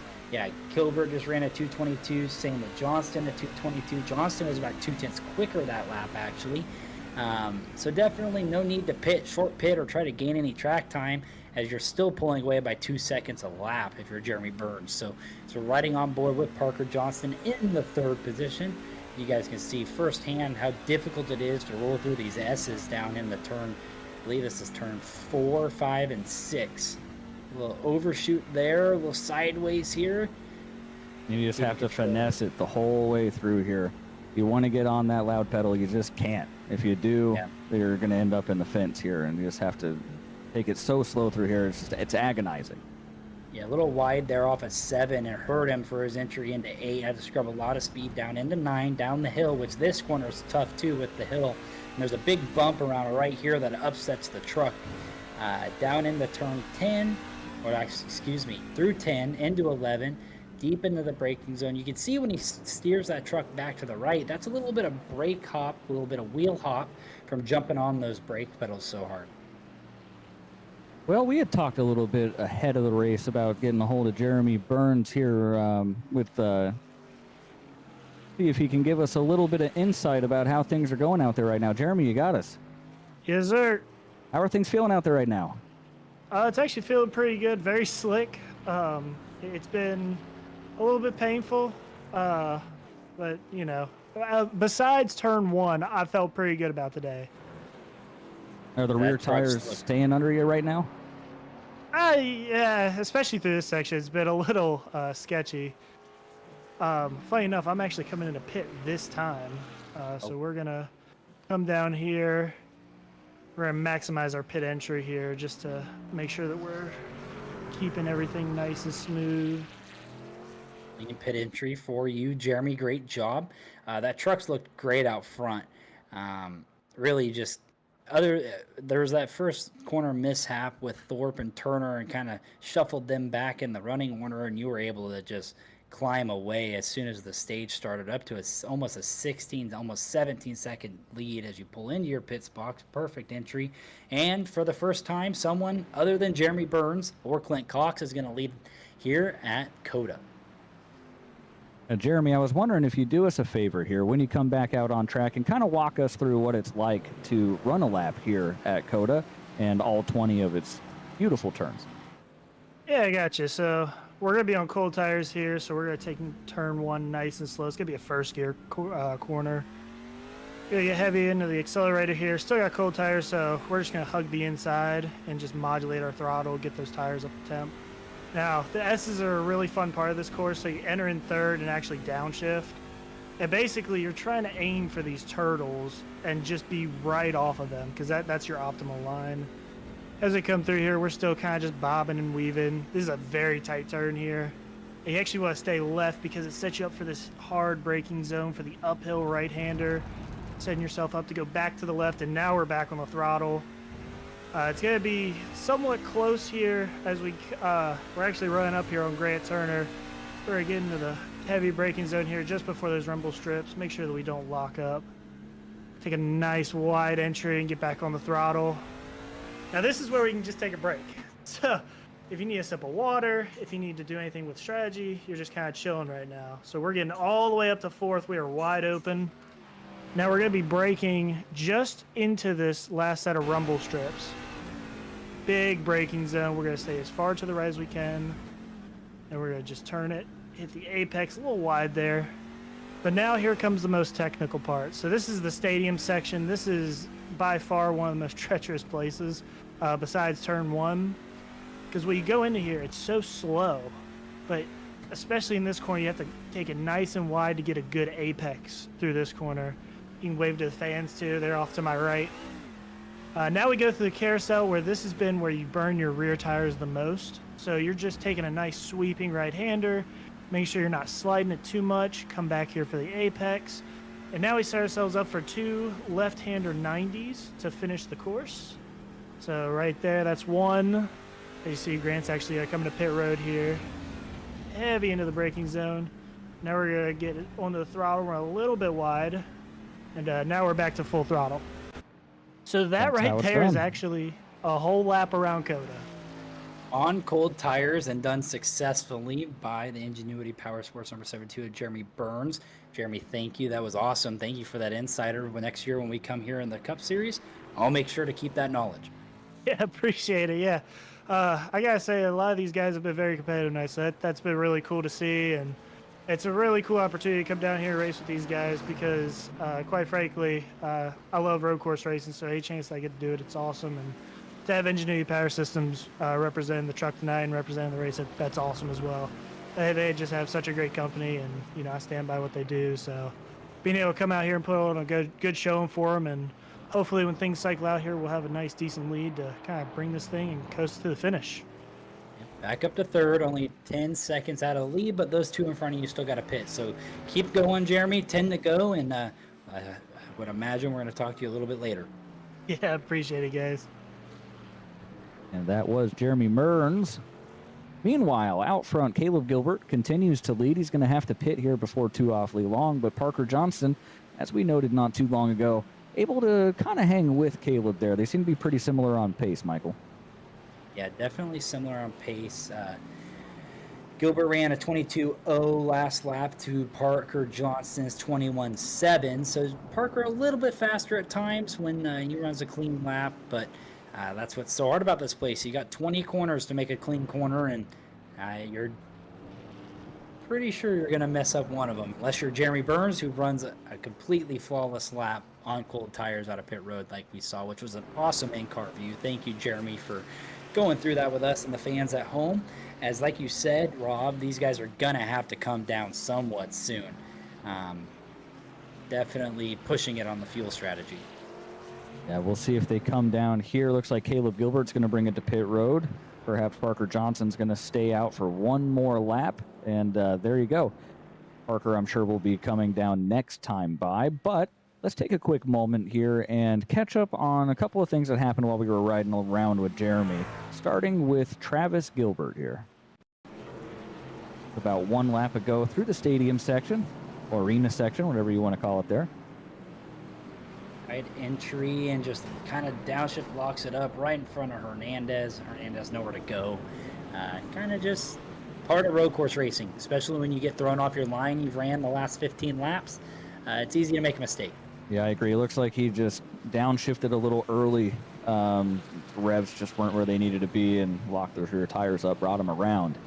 Our next one we need to take a look at here, Matthew Robinson. He's battling pretty hard back here. He's got Kevin Orlando, Grant Thorpe, Jackson McGeorge racing with him here, and he just gets too hot there. That's turn 19. Not too much of an issue there, though. Able to get back going. Your most hated corner on the racetrack. For good reason, and probably Matthew Robinson's most hated corner on the racetrack now, if I had to guess. I would say so. And that is Travis Gilbert sitting in pit road, which is not what we were trying to get a view of.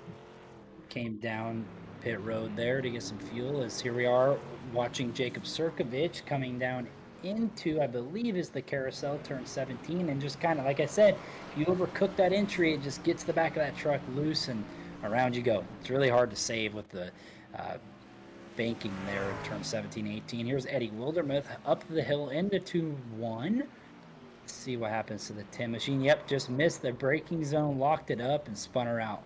He'll be able to keep going. No harm, no foul. Lose a little bit of time. And Michael Bennett, who we've seen a little bit of today, no longer in the top 10 for Michael.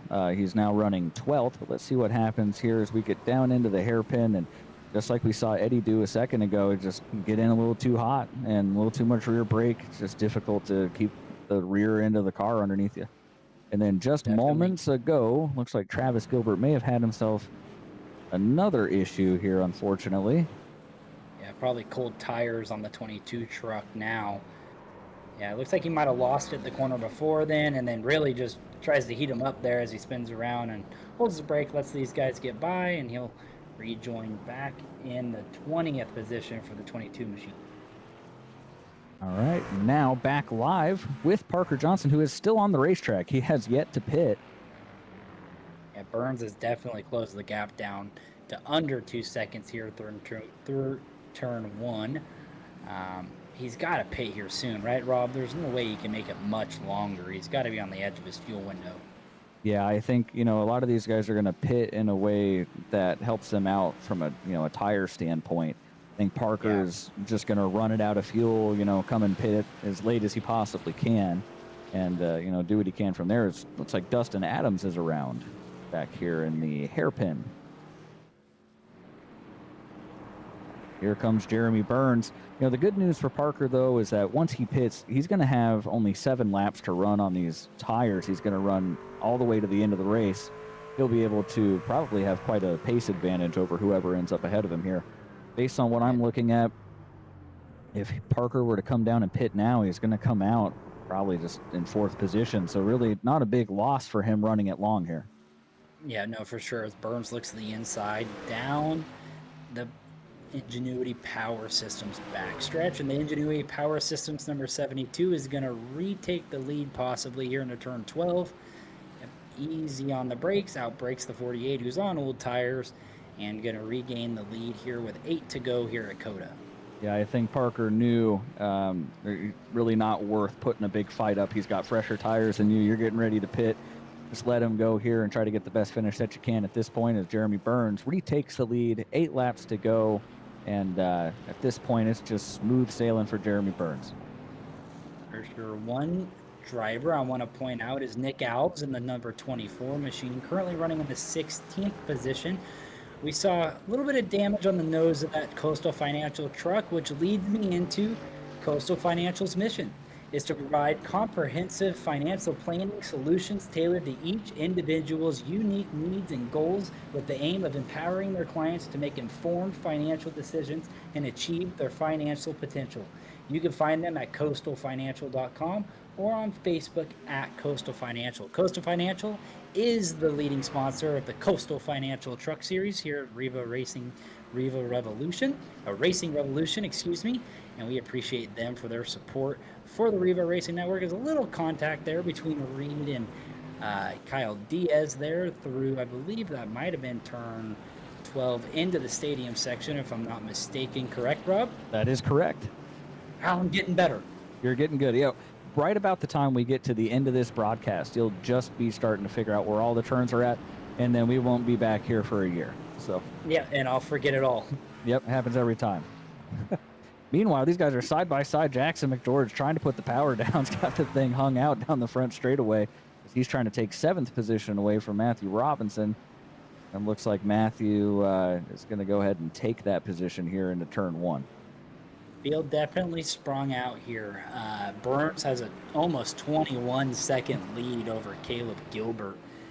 Definitely made up a lot of time there through that pit cycle with those guys stayed out later. But Gilbert up to 2nd, and Grant Turner has worked his way back up into the 3rd position after the mishap on the restart. Good recovery out of the foot cam guy. And Rob, how about we take a look at our Brady Bunch here? We haven't seen them all race long, and I'd like to see their beautiful faces. Grant Turner there in the 20 machine. Trevor Keith in the 15. He's currently running 18th. Jeremy Burns, who we talked to earlier and ran us through a lap, you see there in the 72. Looking great, cool, calm, and collected. And Nick Alves, who we just rode on along with in the white t-shirt. All professional as always. Love the Brady Bunch. Man, we've been so busy here, just haven't got around to showing what those guys are up to. But anyway, Yeah, back Alves here, under. this is... Oh, take it, Michael. Alves under battle, under some pressure from Clint Cox down through turn 10 into 11. Clint kind of helped himself out with that pit strategy. He was running around the 27th, 28th position, and now he's running 16th. So able to kind of capitalize and kind of help himself out in the points championship run as down the Ingenuity Power Systems backstretch, and Alves has a good run on Kyle Diaz, but that damage on the front of that Coastal Financial machine is going to make it hard for him. He's going to drive in deep, looking for the left rear quarter panel, and Diaz is going to give him the line here into 12. Diaz a little loose, he may be going around.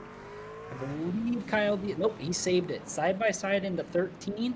Alves is going to clear him into the stadium section, overcooks Alves it a is too little deep bit in there. Yeah, overcooks it in through 14 side by side. He's going to clear him down into 15, 16, and 17. And Clint Cox is now looking to the inside of Kyle Diaz. And Kyle Diaz is all types out of shape there through the stadium section. Yeah, definitely lost the handling on that 26 machine going into, I believe that's 15 and 16. As Berube to the inside of Grant Thorpe. Thorpe recovered back up to the 10th position, and we saw Alex have a detour earlier in the race. He's back up to 9th as they're side by side up the hill through turn 1. Now sharply turned back downhill into turn 2, and then now they're side by side. Who's going to lift coming into the S's? Into 3, still side by side. This is tight. Thorpe's going to lift and give Alex the run through the S's. It's tight going side by side through there. I'm not sure how possible it is to do, Rob. I can simply speak for myself and say I do not want to be side by side through the S's under any circumstances. So probably a good decision by Grant Thorpe there to just go ahead, let Alex take the position for now, see if you can go and run him back down. You do have 6 laps, which doesn't sound like a lot, but that's more than 12 minutes of racing remaining for you to go and take that battle back to Alex if you have the speed. And if you don't, well, he was going to get past you anyway. So smart decision there. I want to hop back up to our battle for third. It looks like Johnston got around Grant Turner, and now Turner looking back to the inside into turn 12, kind of locks up the left front a little bit of contact on exit. Those two are side by side into the stadium section, turn 13, and Turner's going to hang on his outside, get a wide entry here, try to dive underneath him into 14. He is underneath the 48 machine, still by side into 15. Wider entry for the 20 machine. See what he can do here out of the stadium section into the carousel turn at 17 and 18. Looks like Johnston's going to clear him into the carousel. Yeah, and on those fresher tires, I expect Parker to drive away from him. And you know, he does have an 8-second gap to Caleb Gilbert here in second, but with those fresher tires, does he have the opportunity over these 5 laps to take chunks out of that gap and maybe run Caleb Gilbert down to take the second position? Regardless, even if he does remain in third, a strong run for Parker Johnston today. Yeah, no, for sure. Up 7 positions on the night. Good run out of the 48 machine. He needed it. Kind of struggled a couple of races earlier in the season, and this is a good spot for him. Another one I want to point out is Matthew Robinson running in the 7th position, up 21 positions on the night. A good run out of the 1 machine. We saw him get involved in a couple of incidents throughout the season and needs a solid top 10 here to help his points battle. Speaking of incidents, we have a couple more to catch up on. These just happened moments ago. Let's see what happens here. Trevor Keith, I believe this is the hairpin. 12? Yeah, just the tires are hot. Not a whole lot you can do with it there. He's going to get it turned back around, though, and looks like he's not even going to lose a position. And then you hate to see this one. This one might be big. We got a blinking Nick Owls. Uh-oh. Oh, that truck's gone. Where is he at? It looks like he's Nick just is gonna going park to it. pull over and get out of the way. Kind move out of Nick there, and just knowing that blinking is going to cause issues. But back up here, we have Angel Hernandez and Kevin Orlando going at it through the hairpin, getting ready to go down the Ingenuity Power Systems back straightaway, side by side, I believe. Looks like Kevin's going to have to tuck in behind Angel now, see if he can get some draft, take the battle to him down here into turn 12. Yep. Now, getting the draft is the starry number 27. A little wheel hop there. Same with the 42. It looks like they're both cleanly going to get through turn 12 down into the stadium section. Orlando with a good run into 13. So you got a good overhand view. You see Johnston and Grant Turner ahead of them, and these two are nose to tail down through the other section of the stadium. And off of turn 16 into 17, Orlando's going to be right on Hernandez going into 17 and 18. Maybe looking to the inside here. He's going to try to fit it in there, but it's really difficult to do anything with him down here in the carousel. You're really best off just trying to get the run out, so that way you can set yourself up for this corner, which is exactly Just what like Kevin's going to do. Almost sideways. This is a tight corner to go side by side in, though. And 42 might get a slowdown penalty for being that far out. That is a tough corner there where you'll get a slowdown penalty given to you by iRacing if you go too far off the track to the right side. He was pretty close. Now he's going to throw a little block on Kevin.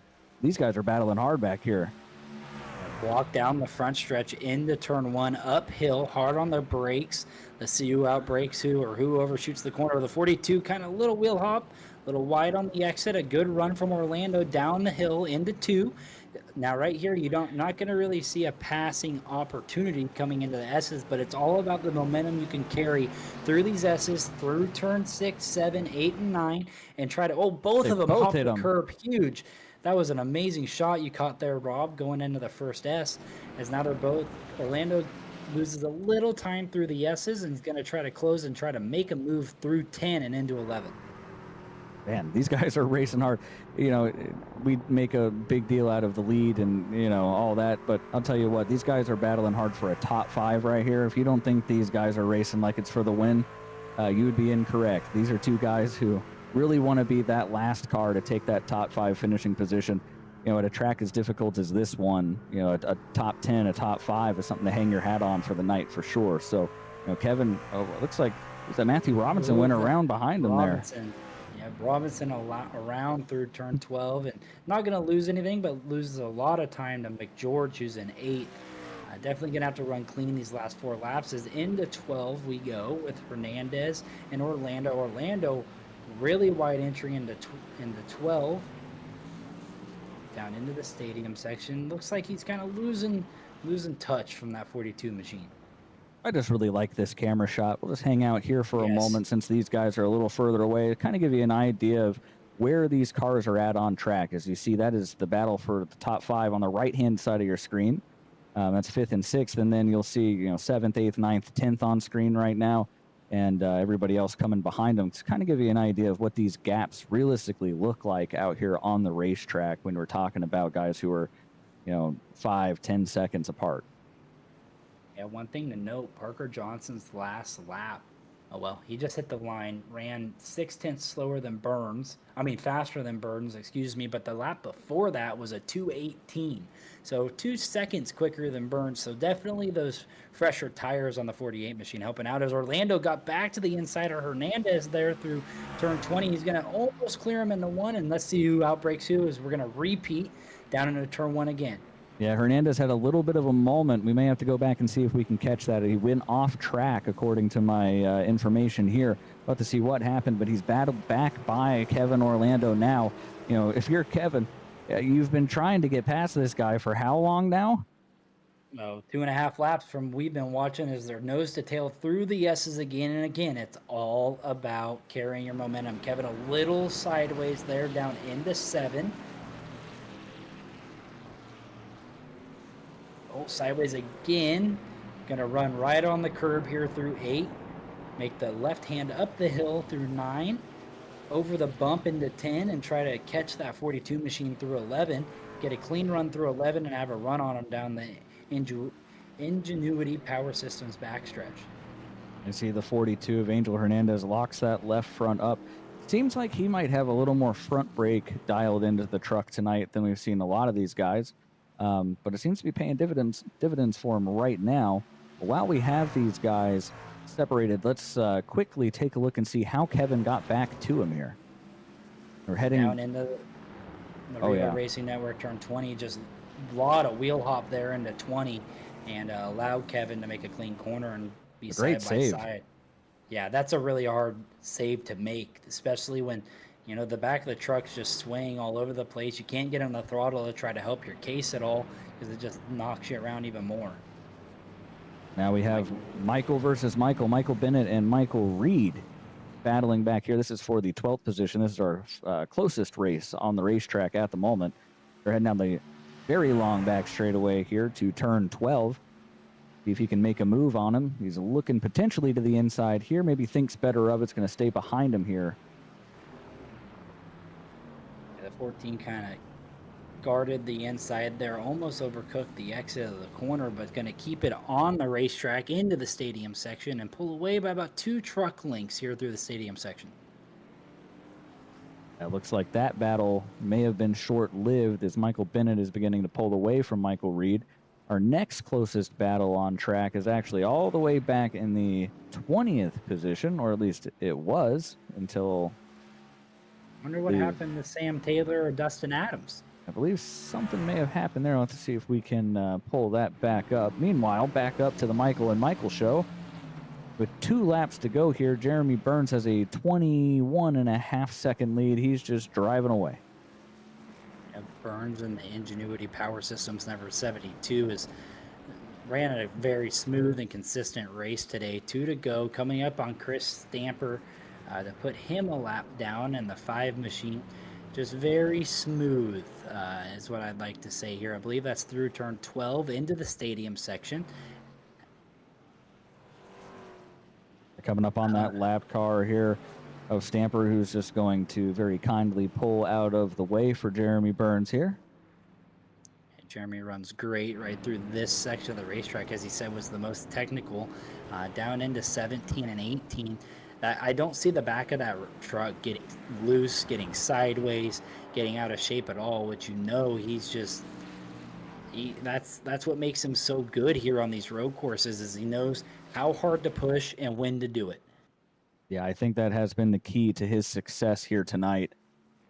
Just nobody's shown quite the car control that Jeremy Burns has, just keeping that thing in a straight line. You don't see, like you said, that rear end kicking out on his truck like we've seen out of a lot of the other guys here tonight. And that'll keep the tires nice and cool, and that'll treat you well in the long run. The white flag is out for Jeremy Burns in the 72, clean down into turn 1. Just has, well, let's say, Rob, 19 more corners to go to pick up the checker flag in the Enginuity Power Systems 120. Down turn 2 into the S's, which he said was one of the most fun sections of the racetrack. A little slide there, and 3 through 4 and 5. Great run through the S's here. I mean, it's just incredible how much truck control he has through those S's, Rob. Yeah, so now you're going to have the mob after you, Michael. They're going to forget all about what I said still earlier in the after race. you. Okay. They're after you. Jeremy Burns here through turn 10 won last time. You see that big dip in the track. It just is especially bad in those cup cars with how low they are to the ground. You just bottom out right there. But the trucks fortunately have a little more suspension on them. Yeah, definitely put it into perspective there with that camera angle as he comes through turn 11 down the long Enginuity Power Systems backstretch for the final time in the Enginuity Power Systems number 72. Gonna hit that braking zone right here. You're gonna downshift down into about second or first gear, I'd imagine. No tire lockup over the curb and into the stadium section he goes, Rob. Michael, remember back when you'd watch those Coke 600 races at Lowe's Motor Speedway for the longest time and Jimmy Johnson always won them all? Yeah. Did you ever feel like the fact that the car was sponsored by the same sponsor as the race had something to do with that? I mean, I think it just gives you a little superpower. Yeah, a little extra speed. The superpower, which something I didn't notice until now, Rob. A little bit of damage on that 72 machine there on the left rear tail light, probably from when his own teammate got into him there on the stage restart as he comes through turn 19 down into the Revo Racing Network turn 20, and he's gonna make the hard left turn over the curb up the long front stretch here, and he's burning it down for you already. Jeremy Burns in the Enginuity Power Systems number 72 is going to win the Enginuity Power Systems 120 with the Coastal Financial Truck Series. Meanwhile, these guys are racing for position hard back here. We'll get back to and Michael Weed goes around. The Michael and Michael show finally gave up. It looks like Kevin Orlando is going to end up losing that battle for the final position in the top 5 to Angel Hernandez. So there's quite a gap between those guys. Maybe Kevin a little too far there, but Caleb Gilbert's going to bring it home second. Parker Johnston third. Grant Turner fourth. Angel Hernandez is bringing it out of the final turn now to bring it home fifth. And so is Kevin Orlando. You see him there in the back of the shot, up the front stretch to round out the top 6.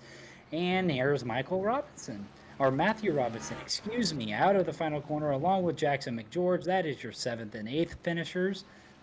And eventually here we'll see that Dollar General machine. Grant Thorpe's going to finish 9th, and then we'll see the CarMax number 19 of Alex Berube. And that will be your top 10. Yep, that'll round out our top 10 here tonight for the Enginuity Power Systems 120. Jeremy Burns, your winner. Had about a 25-second lead as we see him SVG style drifting through the S's. We're going to pull Jeremy's webcam up here shortly for you guys to take a look at as he wheels that number 72 machine. Almost loses it there coming out of the S's. Great run by Jeremy today. Cool, calm, and collected. Look at him. Whoa, and he's going to lose it there. Maybe a little too much confidence there. He was feeling himself just a little too much. First mistake of the night out of the 72 truck. And it happened after the race celebrating. Well, let's bring Jeremy Burns in here since he's already celebrating. Let's get the man of the hour on the mic here. And You got us, Jeremy? Oh yeah. Well, Jeremy, Oh, yeah. We're burning her down. we can see that. You got a lot of power in that Enginuity Power Systems number 72. It's looking great. Congratulations on closing that out here with the Coastal Financial Truck Series. How was that last run? I mean, you were able to kind of pull away there from Caleb Gilbert and Parker Johnston after we talked with you there halfway through the second stage. Congratulations, and how was the race? That was really good.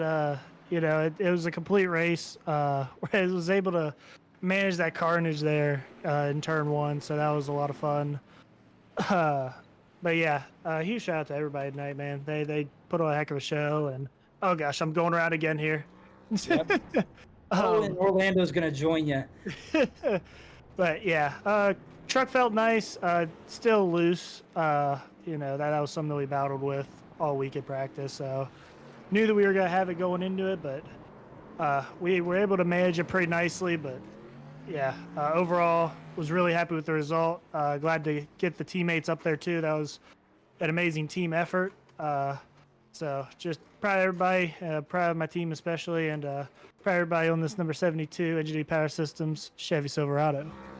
One thing I want to ask you there is when we were talking with you under stage, through that run of stage, or actually before stage 2 began, you were happy to see your teammate, Caleb Gilbert, behind you on that restart, but he gave you a little love tap there going into one and kind of caused that incident there on the restart. What was the team communications like during that moment? I told him exactly what I told y'all when I came up here to the booth. I was like, I was so thankful to have a teammate behind me, and he's the one who ran into me. So yeah, he definitely gave you a nice shot there. There's a little dent there on the left rear quarter panel of that 72 machine. Well, Jeremy, congratulations, a dominating win here tonight with the Coastal Financial Truck Series, and keep burning that thing down for us. Yeah, we're getting her back to the start finish. It's definitely a little toasty. While you try to get yourself there, who do you have to shout out tonight, Jeremy? I got to shout out my mom and dad, as always, my cousins, Coach P, Enginuity Power Systems for everything that they do, all the sponsors of the league. I got to pull up my list real quick. Let's see here. You don't have this memorized by now? No, I mean, there's so many people that support me on a weekly basis, but I've had to make a list in my phone. My mom and dad, my girlfriend Josie, Dilla, Coach P, Sonny, my grandma, Miss Betsy, of course, Julie, Derek, Caroline, Shan, Belinda, and Betty, 8 other supporters of the league, Element X, they did a phenomenal job today. All of the sponsors of the league, Coastal Financial, Ultimate Exterior Light, and All About Bugs. And especially, like I said, the guys on the hood, Enginuity Power Systems coming out, supporting the race, supporting the team. Huge shout out to them, and everybody up here at Revo Racing Network. Glad to have you all on for the season, and yeah, we'll take that, and we look forward to seeing y'all at Sonoma. Jeremy Burns, winner of the Enginuity Power Systems 120 with the Coastal Financial Truck Series. Rob, it was a great race here as we're going to work on bringing up our second and third place finishers. Jeremy dominated. He sure did. He led not quite every lap, but he put on a clinic absolutely today, winning the race by 24 seconds. Definitely exactly what he envisioned for tonight. We will bring our second and third place finishers of Caleb Gilbert and Parker Johnston in to speak with us in just a couple of moments. But first, we are going to take one last ad break. We will be right back at the Revo Racing Network. Electricity is a vital national resource. But now, America's energy grid is failing to keep up with the demand. Home builders and businesses that rely on the grid are being told by utilities that there simply isn't enough power for them, slowing economic growth to a crawl. But today, Enginuity's distributed energy systems take the pressure off America's fragile grid by making extremely efficient power right where it's used. Home by home, business by business, Enginuity Power Systems' family of distributed energy products make everything from homes to factories independent from the grid, giving a new level of energy security to millions. And as these homes and businesses become networked together, they form an organic energy distribution model, infinitely flexible at meeting demand, instantaneously deployable across geographic regions, while generating tremendous continuing income for customers, Enginuity, and even the utilities themselves. Over the next decade, Enginuity is working with our global partners to scale up production of all our power generation systems. Our central mission is to bring millions of people around the world a new level of clean energy security, combined with savings, a combination that was once thought impossible. With hundreds of millions of potential customers across America, Canada, and even spanning the globe, Enginuity Power Systems is focused on the goal of giving ordinary people and businesses the power to be their own utility. Enginuity is simply efficient.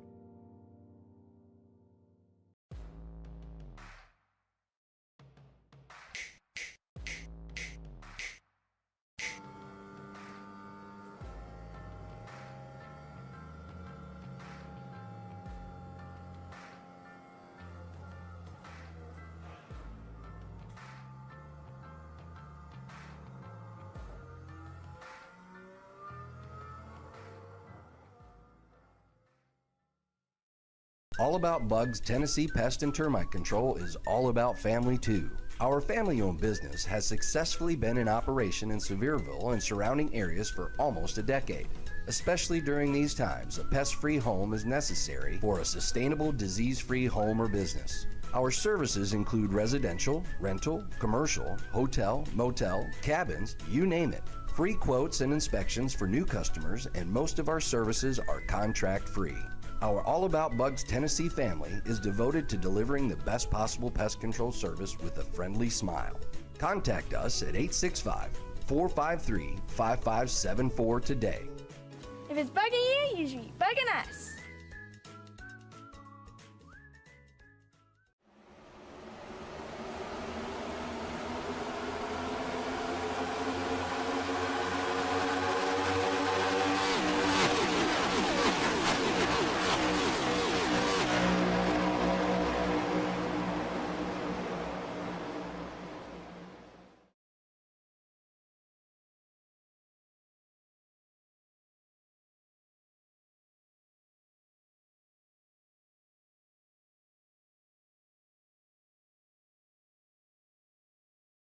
And welcome back to the Revo Racing Network's post-race coverage of the Enginuity Power Systems 120 from Circuit of the Americas. With us now is the second place finisher, Caleb Gilbert. Caleb, do you have a copy? I got you loud and clear. Well, Caleb, it was 35 long laps. You got to lead a couple in there. Walk us through this race. So not a lot of practice, if any at all, whatever I got going in. Pretty decent at COTA, so I knew that as long as you keep the car straight, you're going to get a decent run. And then that's kind of exactly how it went. It is really nice to run a road course where tires matter, and you can't just slide it in there and not pay for it. So that's what I knew coming into it. So I really just tried to, 10 laps at a time, make sure they're under me, wait for the guy in front of you to make a mistake. Got some stage points. Came out, made a big gaffe, so I owe a massive apology to Grant Thorpe. Him and Grant Turner were definitely the second and third fastest guys. And hey, didn't get a chance to watch the replay till now. And I got in marginally too deep. The guys in the lead were a little bit slower than I anticipated. And I got into the back of Burns, and I was like, uh-oh, don't want to wreck Burns. Let's take it to the outside. Dang, Grant just happened to be on the bad end of the stick there. I thought I got everybody else, and I didn't realize it was like 17 wide behind me. So, yeah, sorry to Grant. Big sorry to Grant. And then from there, it's just keeping the car under you, not spinning, taking care of what we have. Definitely your best finish of the season so far tonight, Caleb. A much needed second place finish to kind of help you with a struggling, I'm not going to say struggling, but definitely a tough start to the season as you're looking to go back-to-back championships here at the Coastal Financial Truck Series. Anybody you'd like to thank on board that 54 machine? The full team got Burns tonight. Trevor had a rough race once again. Parker really was able to kind of coach strategy through there, and we ended up with a 1-2-3. So that's really cool. Anytime that can happen. So shout out to those guys, especially Parker. He worked hard for that one. And by the way, if 4th and points is struggling, I'm gonna take that all day. I'm just kidding, but yeah, it's gonna be a good season. Thanks to all our sponsors. I know we had a new one on board today with Burns. Hopefully they liked what they saw out of him. And everybody else that goes into it, Coastal Financial, Butt Kicker, Chapman Environmental, everything that goes into the league. And most importantly, my good friends up in the booth. I'm sure y'all had a blast. No, it was actually a great race to be up here in the booth about. And when I say struggling, I mean in some finishing and seeing you get involved in the first turn wreck at the start of the year. And it definitely hasn't been perfect. I'm not saying that you're running bad, but it hasn't been a perfect season that you'd like to see. So, No, congratulations tonight, P2 in the 54 machine. And we'll see you next week. Yep, appreciate y'all. That was our second place finisher of Caleb Gilbert. We're going to move right into an interview with our third place finisher, Parker Johnson. Parker, do you got a copy? Howdy, boys. Parker, up 7 positions to finish podium today. Congratulations on the really solid run. It's been seems like a while coming here to start off the season to get a good finish for that Delta truck. Walk us through this race, your pit strategy, and kind of how did you end up here in third, up 7 spots on the day? Well, I thought it was a good race. For pit strategy, I should not have stayed out that long because I definitely lost a lot of time to Caleb and definitely to Grant Turner. But I thought it was fun. Hopefully next week will be a whole lot better and maybe get a win. Parker, that truck looked really great up there, battling with Grant there in the closing laps. We saw you stay out, I don't know, 2 to 3 laps longer than the rest of the field. It seemed to kind of, like you said, hurt you on track position, but did it help you later in the race with those fresher tires than those guys around you? It definitely did. I was actually catching Caleb for a little bit, and then I messed up the second to last corner towards the end there. Gotcha. Well, that 48 machine looked great. Congratulations on your guys' team's top 3 finish with Burns, Gilbert, and you. Anybody else you'd like to thank? Thank you guys for a great podcast. Thanks to the team. Had a little help there at the end with Grant Action or Jesus Burns told me a little secret, so it definitely helped. Little team plays, huh? In the Element Yep. X racing team chat. Well, congratulations again here tonight, Parker, on our 3rd place finish, following up your teammates, and we'll see you next weekend. Yep. Have a good one. Yeah, Parker, you can go ahead and send that tip in my DMs at any point as well, by the way. I'd like to know what Yeah. Jeremy's doing out there. Thanks. Mine too. Yeah, no. Thanks, Have a Parker. good Have a one, good night. boys. Yep. That's Parker Johnson, our 3rd place finisher. And we're actually going to get ourselves into one last interview before we go off air tonight. I wanted to bring up and speak to Grant Turner, who had a really interesting race, let's say. Grant ended up 1 spot on the day, finishing 4th, but that really doesn't tell the story of the ups and downs of your day. Walk us through the beginning of that second stage. What happened to begin that stage, and how did you battle back?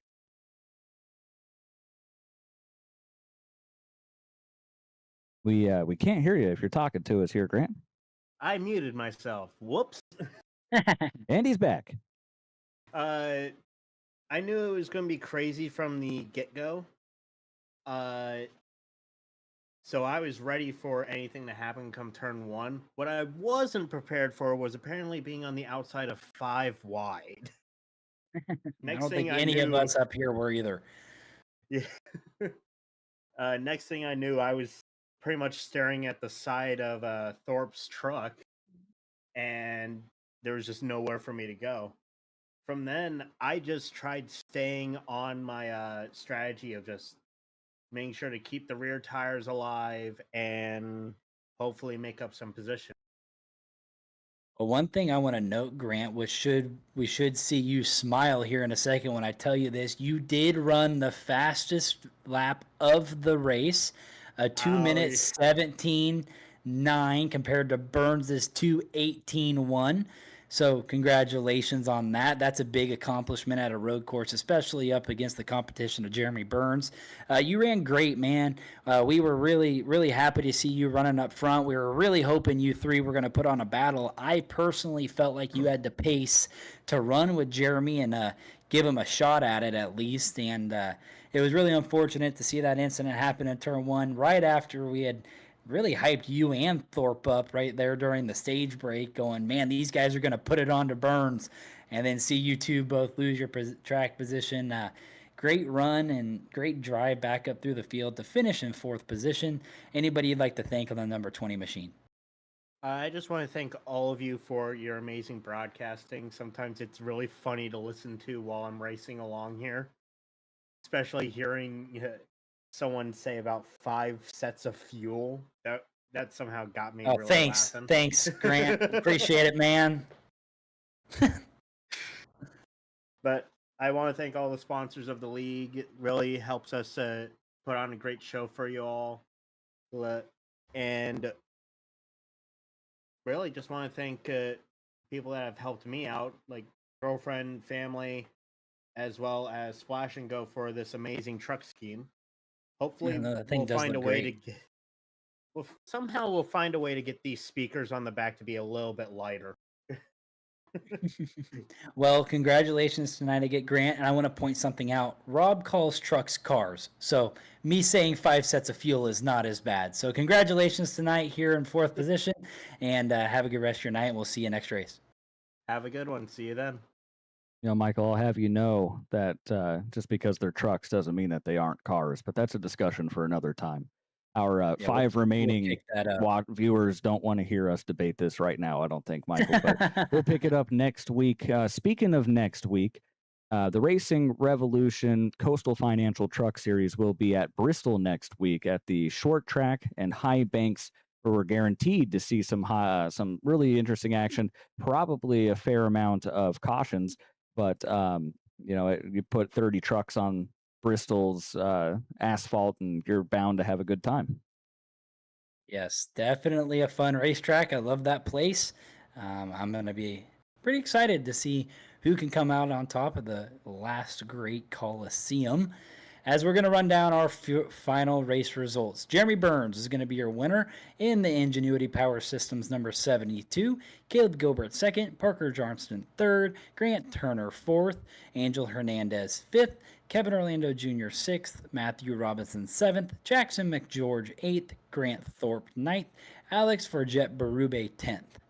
You got Michael Bennett 11th, Devin Hudgens 12th, Michael Reed 13th, Clint Cox 14th, Jake Williams 15th, Kyle Diaz 16th, Christopher Lowry 17th, Dylan Picklesheimer 18th, and then you have Sam Taylor 19th, Trevor Keith rounding out the top 20. Travis Gilbert will be 21st with Dustin Adams 22nd, Christopher Schaefer 23rd, Chris Stamper 24th, Nick Alves, who we saw have that internet issue, 25th, Jacob Sirkovich 26th, Eddie Wildermuth 27th, Al Likens 28th, Jordan Martin 29th, Justice Murphy 30th, Trevor Earhart 31st, and Chris Nail rounds out the 32 car field in 32nd. Well, what are your final thoughts here on COTA, Michael? Well, I think it was a great race. Definitely green to checkered, other than the stage caution. Burns ran a great race. I was really impressed with Grant Turner and Grant Thorpe. Really thought they might have had something for Jeremy there coming through the second stage, but unfortunate luck, that's part of racing. I'd like to thank Enginuity Power Systems for coming aboard the Coastal Financial Truck Series and being on Jeremy's truck for this race. We appreciate them and hope to do more business deals with them in the future. And Rob, it was a great run, honestly. Clean racing, hard battles throughout the field. I really enjoyed myself. Yeah, it was fun calling it tonight for you here, Michael, with you tonight, Michael. And, looking forward to Bristol next week. But that's going to be it for us here this week for the Coastal Financial Truck Series with Racing Revolution. We are the Revo Racing Network. Thank you for joining us tonight. For myself, Rob Rader, Michael Call, and Christian Bresnock. We hope you have a great rest of your evening, and we will see you next week.